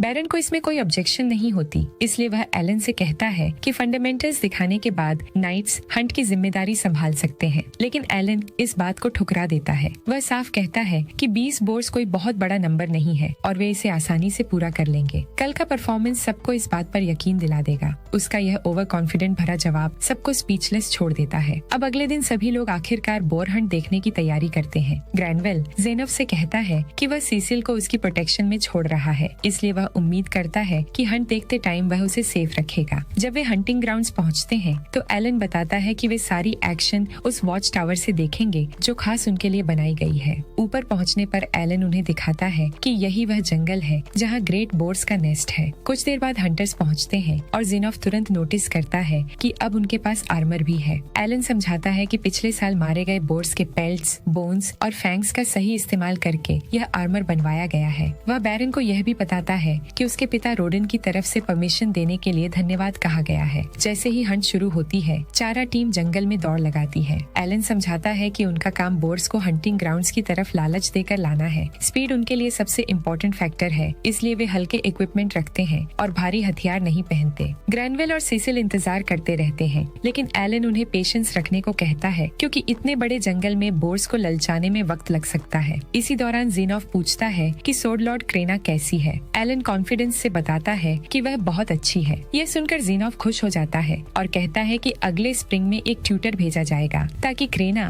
एकेडमी एंट्रेंस एग्जाम की तैयारी कर सके। एलन खुशी खुशी यह मैसेज पहुंचाने के लिए तैयार हो जाता है, लेकिन अंदर ही अंदर उसे क्रेना को पढ़ाई करते हुए इमेजिन करना मुश्किल लगता है। बस ये सोचकर ही उसे हंसी आ जाती है कि वह कितनी सिली लगेगी। तभी चारा टीम वापस आती है और पहला ग्रेट बोर को हंटिंग ग्राउंड्स में ले आते हैं। एलन समझाता है कि सबसे पहले वे बोर को 2 लेयर वाले मजबूत बोर हाइड से बने बड़े शील्ड से घेरते हैं। इसके बाद स्ट्राइक टीम आगे आती है और फिर लॉन्ग स्पीयर टीम को बुलाया जाता है। लॉन्ग स्पीयर टीम में सबसे कम एक्सपीरियंस वाले नए मेंबर्स होते हैं। ज़ेनफ तुरंत समझ जाता है कि फ्रंटलाइनर्स ही आर्मर पहनते हैं, क्योंकि उनका काम सबसे खतरनाक होता है। एलन बताता है कि आर्मर उनकी पीठ भी ढकता है, ताकि अगर लॉन्ग स्पीयर टीम का वार चूक जाए तो पीछे वाले सेफ रहें। ये सब देखकर सीसिल को थोड़ा उल्टी जैसा महसूस होने लगता है, क्योंकि बोर पर लगातार लॉन्ग स्पीयर से वार हो रहे होते हैं। एलन बताता है कि बोर की गर्दन सबसे सही जगह होती है घातक स्ट्राइक के लिए। तभी रोडेन एक एक्यूरेट और घातक वार करता है और बोर वहीं ढेर हो जाता है। ये व्यू देखते ही सीसिल अपनी सीट पर बेहोश हो जाती है। सारे हंटर्स खुशी मनाते हैं, जबकि बटलर सीबास सीसिल को होश में लाने की कोशिश करता है। ज़ेनफ ग्रैनवेल से कहता है कि भले ही ये लोग नाइट्स नहीं हैं, लेकिन ये वॉरियर्स कहलाने के पूरे हकदार हैं। ग्रैनवेल भी सहमत होता है और उनकी काबिलियत की तारीफ करता है। अब यह साफ हो जाता है कि बोर कोटा पूरा करना कोई प्रॉब्लम नहीं होगी। इसी बीच चारा टीम अचानक 2 और ग्रेट बोर को लेकर भागती हुई आती है। जेनॉफ थोड़ा घबरा जाता है और लेब्रैंड को मदद के लिए तैयार रहने को कहता है, लेकिन एलन तुरंत उसे रोक देता है और कहता है कि घबराने की जरूरत नहीं है, क्योंकि हंटिंग टीम ऐसी सिचुएशंस के लिए अच्छी तरह ट्रेंड है। रोडेन तुरंत ऑर्डर देता है 2 ग्रुप्स में बंट जाओ और ट्रेनिंग के अनुसार काम करो। एलन जानता है कि कोई भी एक्सपीरियंस हंटर शिकार को भागने नहीं देता, लेकिन पिछले 10 सालों से ऐसा पॉसिबल नहीं हो पाया था, क्योंकि उनके पास आर्मर की कमी थी। उनकी मेहनत से मारे गए बोर का 60% मीट टैक्स में चला जाता है और बाकी से उन्हें रोजमर्रा की जरूरतें पूरी करनी पड़ती थी। वे सिर्फ स्पीयर्स ही अपग्रेड कर पाए थे, लेकिन सही हंटिंग स्ट्रेटेजी अपनाकर धीरे धीरे इक्विपमेंट बेहतर किया गया, जिससे उनकी एफिशिएंसी लगातार बढ़ती चली गई। सीसिल थोड़ी देर के लिए होश में आती है, लेकिन जैसे ही वह रोदेन को दूसरे बोर की गर्दन पर वार करते देखती है, वह फिर से बेहोश हो जाती है। हंटिंग टीम बेहद कम टाइम में 3 बोर को मार गिराती है। एलन अंदर ही अंदर राहत महसूस करता है, क्योंकि 2 बोर से एक साथ लड़ते देखना उसे अब भी नर्वस कर देता है। ग्रैनवेल कहता है कि अब इस साल 17 और बचे हैं, लेकिन एलन एलन बताता है कि असल में सिर्फ 10 बचे हैं, क्योंकि उनके आने से पहले ही 7 बोर मारे जा चुके थे। इसका मतलब है कि अगले महीने तक पूरा कोटा पूरा हो जाएगा। बैरन इस परफॉर्मेंस से बेहद इम्प्रेस्ड होता है और जेनोफ को पूरा भरोसा हो जाता है कि उसके नाइट्स की कोई जरूरत नहीं पड़ेगी। इसके बाद एलन बैरन से 2 रिक्वेस्ट करता है। पहली ये कि 2 और शील्ड वॉल्स बनाने की परमिशन मिले, जिस पर ग्रैनवेल मान लेता है कि यह अगले साल ज्यादा हंट्स के लिए होगा और परमिशन दे देता है। और दूसरी ये कि वे ऐसे सामान खरीदना चाहते हैं जो गांव में नहीं मिलते, खास तौर पर शराब। वे शराब के ट्रेड और सर्व्स के बीच उसके डिस्ट्रीब्यूशन की परमिशन मांगते हैं। एलन समझाता है कि ज्यादा बोर्स के शिकार से मीट की वैल्यू गिर सकती है, लेकिन अगर मीट को इम्पोर्टेड शराब के बदले एक्सचेंज किया जाए तो मार्केट क्रैश से बचा जा सकता है। बैरन पूछता है कि सिर्फ शराब ही क्यों? एलन जवाब देता है कि जेनोफ उसकी बात बेहतर समझेगा। हंटर्स अपनी जान जोखिम में डालते हैं और शराब उनका मोराल ऊंचा रखने में मदद करता है। जेनोफ तुरंत इस बात से सहमत हो जाता है और बैरन से कहता है कि उसे लगता है उनकी रिक्वेस्ट बहुत स्ट्रॉन्ग और वैलिड रीजन पर बेस्ड है। ग्रैनवेल इस बात को समझता है और उनकी बात को सोचने का फैसला करता है। वह एलन की तरफ देखकर कहता है कि आज उसने सच में शानदार काम किया है। लेकिन जाने से पहले जैसे ही सीसिल होश में आती है, वह एलन को वार्न करती है कि उसके पिता से तारीफ मिलना बहुत लकी बात है, मगर उसे अपने सिर पर नहीं चढ़ने देना चाहिए। शिकायत करते करते वह अपने घोड़े से गिरते गिरते बचती है, लेकिन सिबस तुरंत उसे पकड़ लेता है और सावधान रहने को कहता है। सीसिल बिल्कुल भी किसी नाजुक लड़की जैसी नहीं लगती और एलन को पूरा यकीन हो जाता है कि शायद यह आखिरी बार है जब वह उसे देख रहा है। लेकिन उसकी सोच गलत साबित होती है, क्योंकि बाद में वह उसे फिर देखता है जब वह अपने पिता और गर्डा के साथ बैरन के रेजिडेंस आता है। ग्रैनवेल उन्हें बताता है कि उन्होंने सच में दिखा दिया है कि वे किस काबिल हैं, इसलिए वह उनकी शानदार हंटिंग स्किल्स की खुलकर तारीफ करता है। वह कहता है कि इतनी बड़ी अचीवमेंट्स रिवॉर्ड की हकदार है, वरना वह एक अच्छा बैरन नहीं कहलाएगा। ये सुनकर रोदेन और गर्डा दोनों हैरान रह जाते हैं, लेकिन एलन के लिए यही वह पल था जिसका वह इंतजार कर रहा था। उसे उम्मीद थी कि बैरन उन्हें पैसों से नहीं बल्कि सोशल स्टेटस से रिवॉर्ड करेगा, क्योंकि वे चाहते थे कि एक सर्व से कॉमनर बनने की सोशल मोबिलिटी मिले। जैसा कि उसने सोचा था, ग्रैनवेल अनाउंसमेंट करता है कि वह उन्हें और उनके पूरे फैमिली को कॉमनर स्टेटस में एलिवेट करता है। शुरुआत में सबको झटका लगता है, लेकिन फिर रोदीन, गर्डा और एलन मिलकर बैरन को धन्यवाद देते हैं। सबसे ज्यादा खुश एलन होता है, क्योंकि अब वह गांव की सीमा के बाहर हंटिंग कर सकता है। उसने पिछले 8 सालों में इस पल का बहुत बार सपना देखा था। अब उसका पहला टारगेट व्हाइट ड्रैगन माउंटेन्स होगा, क्योंकि वह ड्रैगन्स का शिकार करना चाहता है। ग्रैनवेल यह भी बताता है कि वह उन सभी सर्व्स को भी यही स्टेटस देगा जिन्होंने 10 साल से ज्यादा हंट्स में हिस्सा लिया है। इसके लिए अच्छे से जांच होगी कि कौन कौन एलिजिबल है, क्योंकि उसे किंग के ऑर्डर को पूरा करने में कोई परेशानी नहीं दिखती। इसलिए अब वह शहर लौट सकता है। तभी सीबस उसे याद दिलाता है कि किंग एक और बात जानना चाहता था। ग्रैनवेल को याद आता है कि किंग चाहता है कि क्रेना विलेज पूरे किंगडम के लिए एक शाइनिंग एग्जाम्पल बने। इसी वजह से उसने बोर हंट्स की शुरुआत का पूरा हिस्ट्री जानने को कहा था। ये सुनकर एलन थोड़ा उलझ जाता है, क्योंकि उसने ये कहानी पहले कभी नहीं सुनी थी। तब गर्डा बीच में बोलता है और कहता है कि ये रोदेन के लिए बहुत दर्दनाक याद है, इसलिए वह खुद ये कहानी बताएगा। ग्रैनवेल को इसमें कोई ऑब्जेक्शन नहीं होती। गर्डा बताता है कि यह सब 13 साल पहले स्प्रिंग में शुरू हुआ था। आसपास के गांवों से लगभग 100 सर्व्स को यहाँ लाया गया था ताकि जमीन डेवलप की जा सके। 6 महीने की कड़ी मेहनत के बाद उन्होंने जंगल का बड़ा हिस्सा साफ कर दिया था, लेकिन जैसे ही पतझड़ पास आया, एक भयानक मुसीबत आ गई।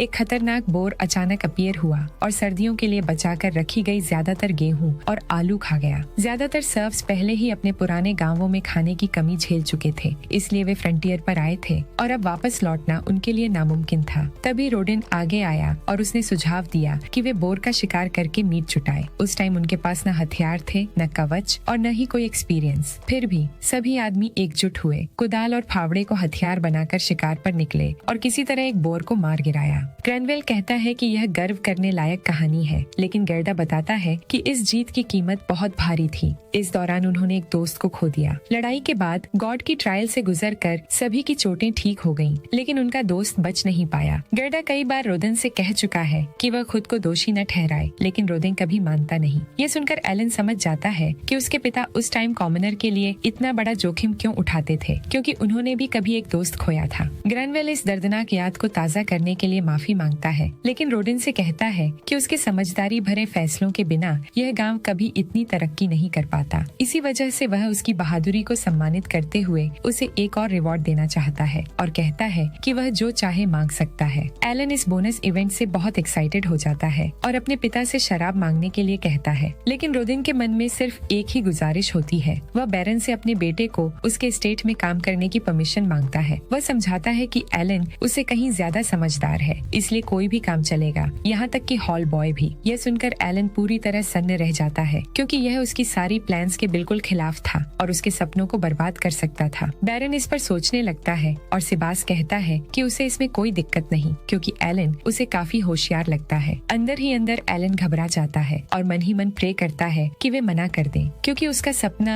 लेजेंडरी ड्रैगन्स का शिकार करना था। बैरन के साथ रहने पर उसकी आजादी और कम हो जाएगी। आखिरकार ग्रैनवेल फैसला करता है कि हॉल बॉय की जगह वह एलन को ग्रैनवेल फैमिली का मेन सर्वेंट बनाएगा। सेसिल तुरंत इसका विरोध करती है और कहती है कि उसे अपने घर में किसी सर्व का होना बिल्कुल पसंद नहीं। सेबास उसे याद दिलाता है कि अब एलन कॉमनर है। वहीं एलन खुद नहीं समझ पाता कि हॉल बॉय और मेन सर्वेंट में फर्क क्या है। रोडेन इतना खुश हो जाता है कि उसकी आंखों में आंसू आ जाते हैं, इसलिए एलन के पास अपनी नई जिम्मेदारी एक्सेप्ट करने के अलावा कोई और रास्ता नहीं बचता। कुछ टाइम बाद थेरेसिया उसे गांव छोड़ने की तैयारियों में मदद करती है। क्रेना थोड़ी उदास हो जाती है, इसलिए एलन उसके साथ एक आखिरी ड्यूल करने का फैसला करता है। क्रेना खुशी खुशी मान जाती है, लेकिन सब हैरान रह जाते हैं जब इस बार एलन उसे पूरी तरह दबाव में डाल देता है। वह अपने सारे जमा किए हुए मैजिक स्टोन्स खर्च कर देता है और हॉकिंस की 20 कॉपीज बनाकर पूरी तरह एजिलिटी पर चला जाता है। जब क्रेना 12 साल की होगी तो वह एकेडमी सिटी जाएगी और फिर रॉयल सर्विस में चली जाएगी। शायद वे फिर कभी न मिले, इसलिए एलन इस आखिरी ड्यूल में अपना सब कुछ झोंक देता है। कुछ ही देर में वह पहली बार क्रेना को हरा देता है। फिर वह कहता है कि इस ड्यूल को वह टाई की तरह समझे, क्योंकि फ्यूचर में मिलने पर फिर से मुकाबला करेंगे। क्रेना पहले चौंकती है,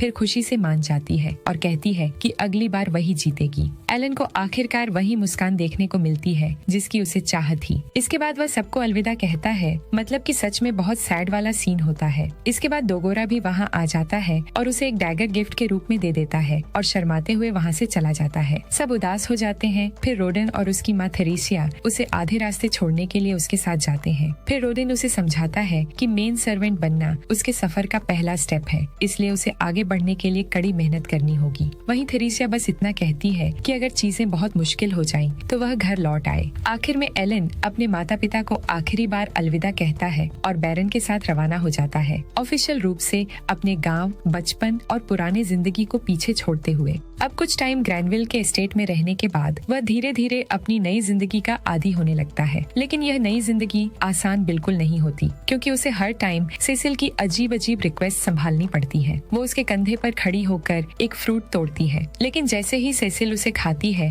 तुरंत थूक देती है, क्योंकि उसे उसका स्वाद बिल्कुल पसंद नहीं आता। एलन उसे समझाता है कि आम तौर पर ऊंचे पेड़ों पर उगने वाले फल खट्टे होते हैं, लेकिन सेसिल उल्टा उसी पर भड़क जाती है और उसे दोष देने लगती है कि जब उसे यह बात पता थी तो उसने उसे वह फल खाने क्यों दिया। एलन उसे भरोसा दिलाता है कि उसे इसका बिल्कुल अंदाजा नहीं था। तब जाकर सीसिल शांत होती है और कहती है कि अब वह अपना टेस्ट ठीक करने के लिए पोपो फ्रूट खाना चाहती है, इसलिए एलन को बाजार से लाकर देना होगा। एलन जैसे ही निकलने वाला होता है, अचानक चारों तरफ अंधेरा छा जाता है। ऊपर देखने पर उसे आसमान में एक विशाल एयरशिप दिखाई देता है। वह पूरी तरह हैरान रह जाता है। सीसिल को उसकी हैरानी समझ नहीं आती और वह बताती है कि यह एक मैजिक शिप है, जो यहाँ आम बात है। एलन के लिए यह पहली बार है जब वह ऐसा कुछ देख रहा होता है। उसने पलोमस के जरिए मैजिक स्टोन से चलने वाले कुछ आइटम्स जरूर देखे थे, जैसे क्लॉक्स और लाइट्स, लेकिन इतना बड़ा मैजिक शिप कभी नहीं देखा था। अगली सुबह एलन बहुत अच्छा महसूस करते हुए जागता है और कहता है कि यह जगह उन बेकार नेट कैफेज में सोने से 1000 गुना बेहतर है। दिन की शुरुआत वह एपो की खुशबू को गहरी सांस लेकर करता है, जिससे उसकी एमपी रिकवरी 6 घंटे से घटकर 5 घंटे हो जाती है। इसके बाद वह नाश्ते के लिए जाता है और हेड सर्वेंट रिकल से मिलता है। रिकल उसे पूछता है कि क्या वह सीसिल के साथ अच्छे से निभा रहा है। एलन आधे अधूरे मन से जवाब देता है, क्योंकि उसे सीसिल की सारी परेशान करने वाली डिमांड्स याद आ जाती है। रिकल उसकी हालत समझ जाता है और एलन को याद दिलाता है कि अगर वह सिर्फ एक हॉल बॉय होता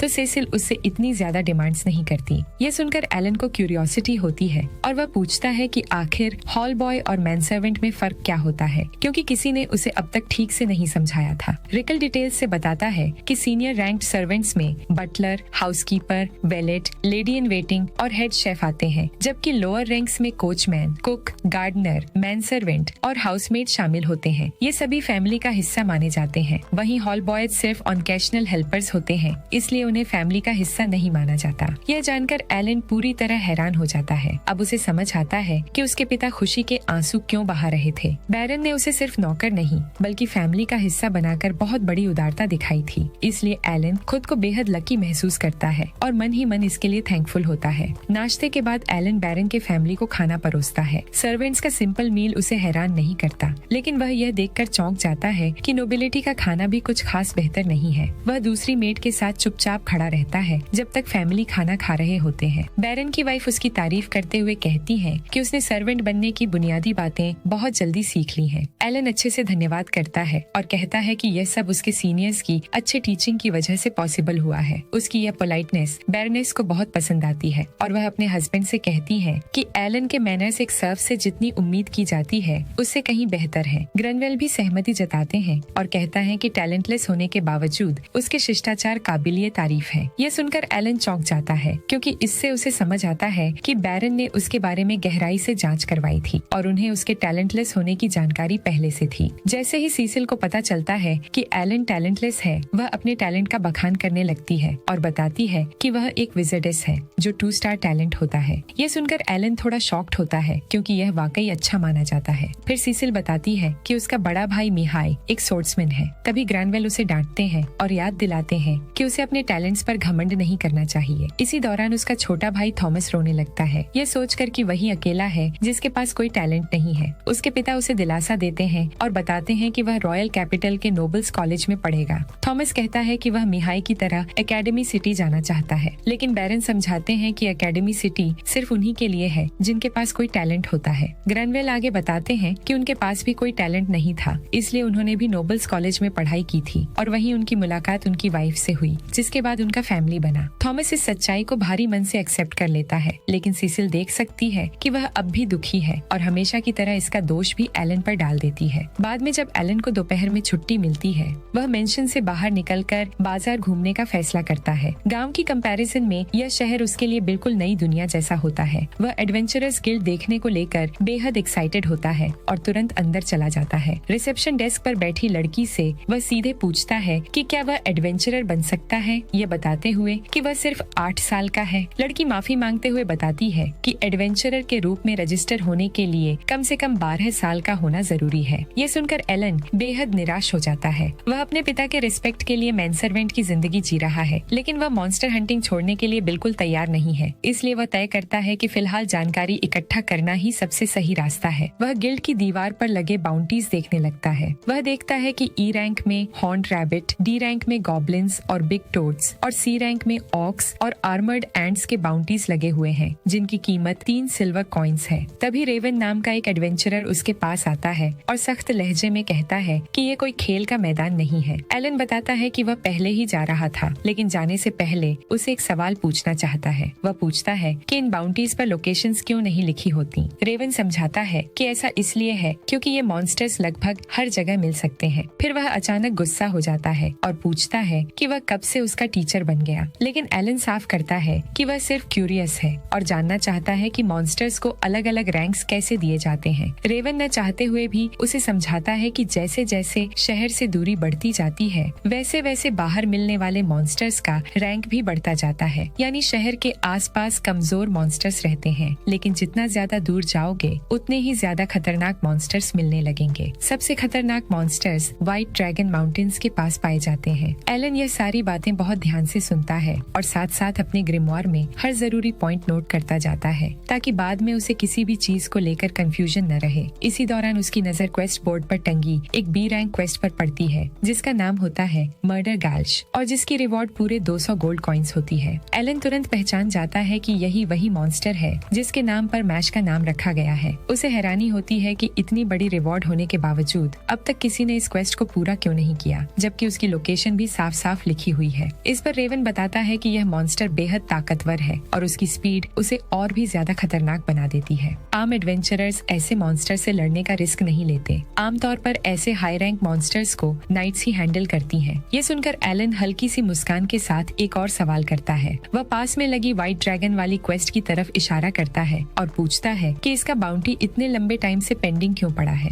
रेवन अब थोड़ा चिढ़ जाता है, लेकिन एलन वादा करता है कि यह उसका आखिरी सवाल होगा। मजबूर होकर रेवन बताता है कि व्हाइट ड्रैगन इतना ज्यादा ताकतवर है कि कोई भी उसे चैलेंज करने की हिम्मत नहीं करता। लेकिन व्हाइट ड्रैगन माउंटेन्स में मिथ्रिल नाम की एक बेहद कीमती धातु के बड़े बड़े भंडार हैं, जिन्हें लोग माइन करना चाहते हैं। इसी वजह से इस क्वेस्ट का रिवॉर्ड दशकों से बढ़ता ही जा रहा है। यह सुनते ही एलन समझ जाता है कि मिथ्रिल की कीमत 1000 गोल्ड कॉइन्स से भी कहीं ज्यादा होगी। इससे पहले कि वह और सवाल पूछ पाता, रेवन की पार्टी के बाकी मेंबर्स रीटा और मिल्सी वहां आ जाते हैं। वे एलन के काले बाल और काली आंखें देखकर थोड़े चौंकते हैं। एलन बस इतना कहता है कि वह रेवन से मॉन्स्टर्स के बारे में सीख रहा था। इसके बाद वह रेवन को धन्यवाद देता है और एडवेंचरर गिल्ड से बाहर निकल जाता है। अब उसके पास अपने अगले टारगेट के लिए लगभग सारी जरूरी जानकारी होती है। जैसे ही वह बाहर निकलता है, उसे ठंडी हवा का एहसास होता है, लेकिन वह अपनी मेहनत से मिली छुट्टी बर्बाद नहीं करना चाहता। वह तुरंत शहर के गेट की तरफ बढ़ता है, लेकिन एक गार्ड उसे रोककर ट्रैवल परमिट मांगता है। एलन बिना कुछ कहे चुपचाप ग्रैंडवेल फैमिली क्रेस्ट दिखा देता है। क्रेस्ट देखते ही गार्ड बिना किसी सवाल के उसे जाने देता है। गेट खोल दिए जाते हैं और एलन सीधे घने जंगल की ओर दौड़ पड़ता है। वह इस पल का 8 साल से इंतजार कर रहा था, लेकिन उसे यह भी पता था कि ज्यादा दूर जाना खतरे से खाली नहीं है, क्योंकि वहाँ बहुत स्ट्रॉन्ग मॉन्स्टर्स मिल सकते हैं। इसलिए वह शहर से लगभग 10 किलोमीटर दूर डी रैंक मॉन्स्टर्स वाले इलाके को अपना टारगेट बनाता है। एक सही जगह मिलने के बाद वह अपने समन क्रीचर्स की काबिलियत को टेस्ट करना शुरू करता है। सबसे पहले वह हॉकिंस को 1 मीटर दाईं तरफ चलने का ऑर्डर देता है। हॉकिंस आसानी से समझ जाता है, क्योंकि उसकी इंटेलिजेंस 150 होती है, जो उसे एलन के हर ऑर्डर को ठीक से समझने लायक बनाती है। रास्ते में कोई मॉन्स्टर नहीं मिलता, जिससे एलन समझ जाता है कि इस इलाके में मॉन्स्टर मिलने की रेट कम है। इसलिए वह कई हॉकिंस समन करता है, ताकि पूरे एरिया को अच्छे से सर्च किया जा सके। वह सबको हॉक आई स्किल का इस्तेमाल करके पास के मॉन्स्टर्स ढूंढने को कहता है। इसी दौरान वह टामा को भी समन करता है, लेकिन टामा की इंटेलिजेंस सिर्फ 28 होती है, इसलिए वह एलन की बातें ठीक से नहीं समझ पाता। फिर भी एलन तय करता है कि अब डोगोरा के दिए हुए डैगर को इस्तेमाल करने का सही टाइम आ गया है, और उसे अपने ग्रिमवार से बाहर निकालता है। तभी हॉकिंस उसे सिग्नल देता है कि पास में मॉन्स्टर्स मौजूद हैं। एलन तुरंत उसकी डायरेक्शन में दौड़ पड़ता है।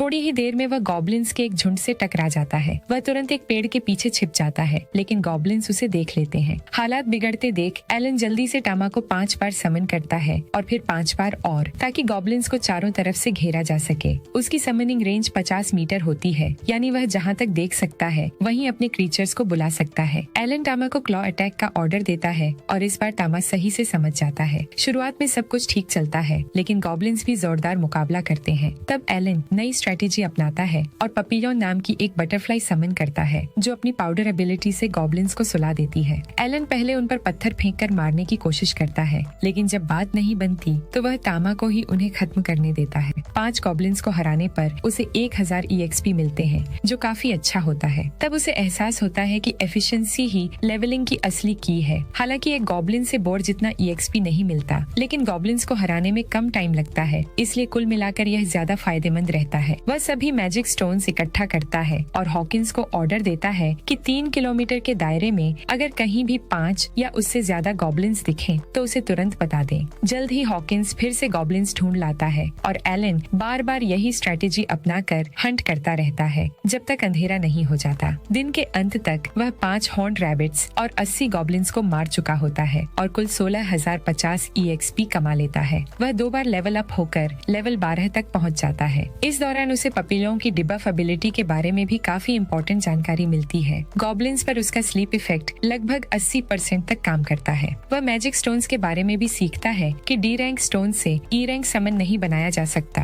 और उल्टा भी नहीं, यानी हालात के हिसाब से उसे लोअर रैंक समन्स की भी जरूरत पड़ सकती है। इसके बाद वह और हंट करने का सोचता है, लेकिन तभी उसे याद आता है कि हॉकिंस रात में देख नहीं सकते। इसका मतलब यह है कि अब उसे वापस शहर का रास्ता ढूंढने में परेशानी होगी। काफी भटकने के बाद वह किसी तरह घर वापस पहुंच जाता है। अब 1 महीने बाद वह 3 आयरन बॉल्स खरीदता है, क्योंकि उसे पत्थरों से ज्यादा ताकतवर हथियार चाहिए होता है। वह तब से 4 बार और मॉन्स्टर हंटिंग पर जा चुका है, और अब वह लेवल 12 तक पहुंच चुका होता है। आसान मॉन्स्टर्स का शिकार करना और बेहतर इक्विपमेंट इकट्ठा करना, यही हर गेम की बेस्ट स्ट्रेटेजी होती है। लेकिन एक रात जब एलन मैंशन वापस आता है, तो सेबस पहले से उसका इंतजार कर रहा होता है और कहता है कि उसे जरूरी बात करनी है। ये सुनकर एलन एक पल के लिए घबरा जाता है। सेबस उसे सीधे बैरन के ऑफिस में ले जाता है, जहाँ ग्रैनवेल पहले से मौजूद होता है। ग्रैनवेल उसे बताता है कि पिछले 2 महीनों में उसने खुद को एक बहुत ही केपेबल सर्वेंट साबित किया है। सेबस और रिकेल दोनों से उसे एलन के काम की सिर्फ तारीफ ही सुनने सुनने को मिली है, लेकिन इसके बावजूद वह जानना चाहता है कि एलन अपनी छुट्टी पर आखिर करता क्या है, क्योंकि वह हर दिन बहुत सुबह निकल जाता है और अंधेरा होने के बाद ही वापस आता है। जाहिर है उसे अपनी छुट्टी का टाइम जैसे चाहे वैसे बिताने की पूरी आजादी है, लेकिन फिर भी उसकी एक्टिविटीज को लेकर वे थोड़े कंसर्नड हैं। एलन तुरंत समझ जाता है कि वे लोग शक क्यों कर रहे हैं, इसलिए वह बिना झूठ बोले सब कुछ सच सच बता देने का फैसला करता है। वह एक्सेप्ट करता है कि वह शहर के बाहर जंगल में जाकर मॉन्स्टर्स का शिकार करता है। ग्रैनवेल उसे पूछता है कि वह ऐसा क्यों करता है। बिना ज्यादा सोचे एलन जवाब देता है कि वह रोडिन द बोर हंटर का बेटा है, इसलिए शिकार करना उसके खून में है। ये बात उसके मुंह से जल्दी जल्दी निकल जाती है और खुद एलन भी सुनकर थोड़ा हैरान हो जाता है, लेकिन उसे यह जवाब सही लगता है। ग्रैनवेल भी उसकी बातों से आसानी से सहमत हो जाता है और मान लेता है कि एक लेजेंड का बेटा अपनी नेचर से भाग नहीं सकता। इसके बाद सिबस उससे पूछता है कि वह जिन हॉर्न्ड रैबिट्स का शिकार करता है उनका क्या करता है। वह मान लेता है कि एलन सिर्फ ई रैंक मॉन्स्टर्स का शिकार कर रहा है और उसे चेतावनी देता है कि अगर वह उनका मांस पैसे के लिए किसी बच्चर को बेच रहा है तो उसे तुरंत बंद कर देना चाहिए, क्योंकि इससे बड़ा स्कैंडल हो सकता है। एलन माफी मांगता है, यह बताए बिना कि वह तो सारा मांस वैसे भी फेंक देता था। तब सिबास उसे एक ऑफर देता है कि वह हॉर्न्ड रैबिट का मांस सीधे ग्रैनवेल एस्टेट को बेचा करे और वे हर बंडल के बदले उसे एक सिल्वर कॉइन देंगे। ये सुनकर एलन हैरान भी होता है और बहुत खुश भी, क्योंकि अब वह खुले तौर पर शिकार कर सकता है और उससे पैसे भी कमा सकता है। वह तुरंत यह ऑफर एक्सेप्ट कर लेता है। अब करीब 6 महीने बाद एलन फिर से अपनी छुट्टी के दिन जंगल जाता है। वह सोचता है कि आज कम से कम 100 गॉब्लिन्स हंट करेगा और अगर कुछ हॉर्न्ड रैबिट्स मिल जाए तो और भी अच्छा, ताकि उसे एक्स्ट्रा पॉकेट मनी और मैजिक स्टोन्स मिल सके। हॉकिंस उसे पास में कुछ गॉब्लिन्स के होने की जानकारी देता है, लेकिन एलन पहले अपना खाना खाने का फैसला करता है। तभी उसके सारे समन क्रीचर्स अचानक एक साथ इकट्ठा हो जाते हैं और वह नोटिस करता है कि उनका बिहेवियर कुछ अजीब है। शक होने पर वह अपना फल फेंक देता है और तुरंत हॉकिंस के पीछे चल पड़ता है, ये देखने के लिए कि आखिर चल क्या रहा है। वे उसे बहुत तेजी से और काफी दूर तक ले जाते हैं, जिससे साफ हो जाता है कि कुछ बड़ी गड़बड़ है। थोड़ी देर बाद एलन को रेवन की एडवेंचरर पार्टी मिलती है, जो पूरी तरह गॉब्लिन से घिरी होती है। रेवन बुरी तरह घायल पड़ा होता है, इसलिए रीटा अकेले गॉब्लिन्स का सामना कर रही होती है और मिल्सी से भाग जाने को कहती है। मिल्सी मना करती है कि वह उन्हें छोड़कर नहीं जा सकती, लेकिन रीटा जोर देकर उसे जाने को कहती है। तभी सारे गॉब्लिन्स एक साथ हमला कर देते हैं। इसी टाइम एलन अपनी खरीदी हुई आयरन बॉल्स उन पर फेंकता है और खुद को रिवील करते हुए कहता है कि वह मदद के लिए आया है। गॉब्लिन्स थोड़े अनबैलेंस्ड हो जाते हैं, लेकिन एलन जानता है कि सिर्फ आयरन बॉल्स उन्हें मारने के लिए काफी नहीं है, क्योंकि रेवन की पार्टी उसे देख रही होती है। वह उनके सामने अपने समन्स का इस्तेमाल नहीं कर सकता, इसलिए अब उसे खुद ही लड़ना पड़ता है। वह डोगोरा से मिली डैगर निकालता है और रीटा से कहता है कि वह उस गॉब्लिन को संभाले जिसका एक हाथ गायब है। टाइम बहुत कीमती होता है, इसलिए रीटा बिना सवाल किए उसकी बात मान लेती है। इस टाइम एलन लेवल 12 पर होता है और समन बफ्स की वजह से उसकी अटैक और एजिलिटी 300 से ऊपर होती है। इसी वजह से वह बिना अपने क्रीचर्स के भी डी रैंक मॉन्स्टर्स को आसानी से हरा सकता है। कुछ ही देर में वे सारे गोब्लिन को खत्म कर देते हैं। इसके बाद रीता तुरंत रेवन की हालत देखने उसके पास जाती है। मिल्सी बताती है कि वह गॉड्स ट्रायल पार नहीं कर पाई और उसके पास एमपी खत्म हो चुका है, इसलिए वह रेवन को हील नहीं कर सकती। रीता घबरा जाती है और रेवन से मत मरना कहने लगती है और उसे जगाने की पूरी कोशिश करती है। तब एलन कहता है कि वह टाउन तक का सफर नहीं झेल पाएगा, इसलिए वह अपनी हीलिंग हर्ब्स आजमाएगा।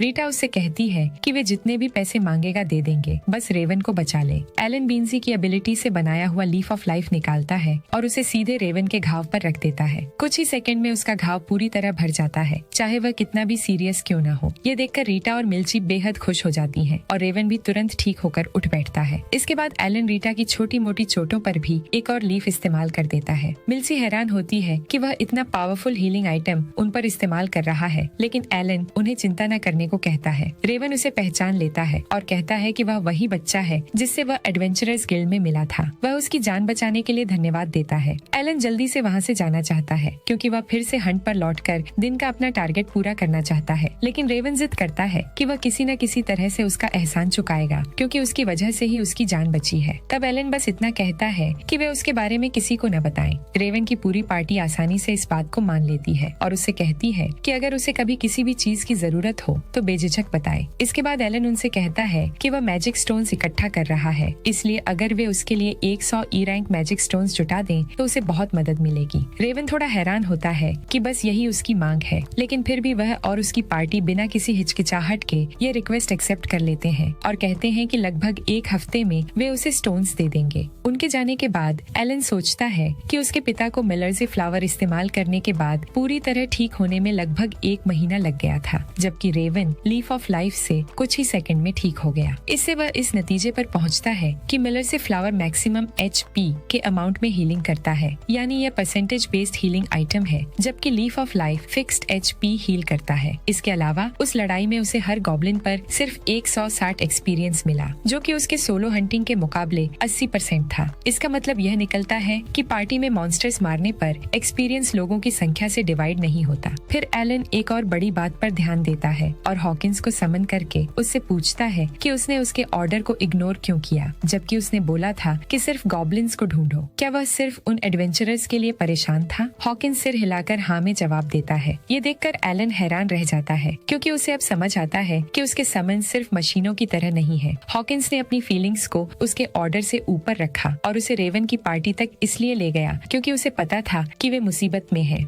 एलन मान लेता है कि एल्मिया ने वाकई कमाल के समन क्रिएचर्स बनाए हैं और वह हॉकिंस से माफी मांगता है, ये कहते हुए कि आगे से वह अपने ऑर्डर्स ज्यादा सोच समझ कर देगा ताकि आगे ऐसा कुछ न हो। कुछ टाइम बाद एलन फिर से मेंशन लौटता है और हमेशा की तरह अपने काम में लग जाता है। इस बार सेसिल उसे ऊपर वाली शेल्फ से जैम का जार उतारने में मदद मांगती है। एलन मन ही मन चाहता है कि हॉकिंस उसे उठाकर किसी झील में फेंक दे, लेकिन वह यह बात जोर से नहीं कहता। सीसिल बताती है कि उसे कुकीज बनाने के लिए जैम चाहिए क्योंकि उसका बड़ा भाई मिहाई अगले स्प्रिंग में घर आ रहा है। ये सुनते ही एलन का बैलेंस बिगड़ जाता है और वे दोनों गिर पड़ते हैं, जिससे कई जार्स टूट जाते हैं और इसी सीन पर यह पार्ट खत्म हो जाता है।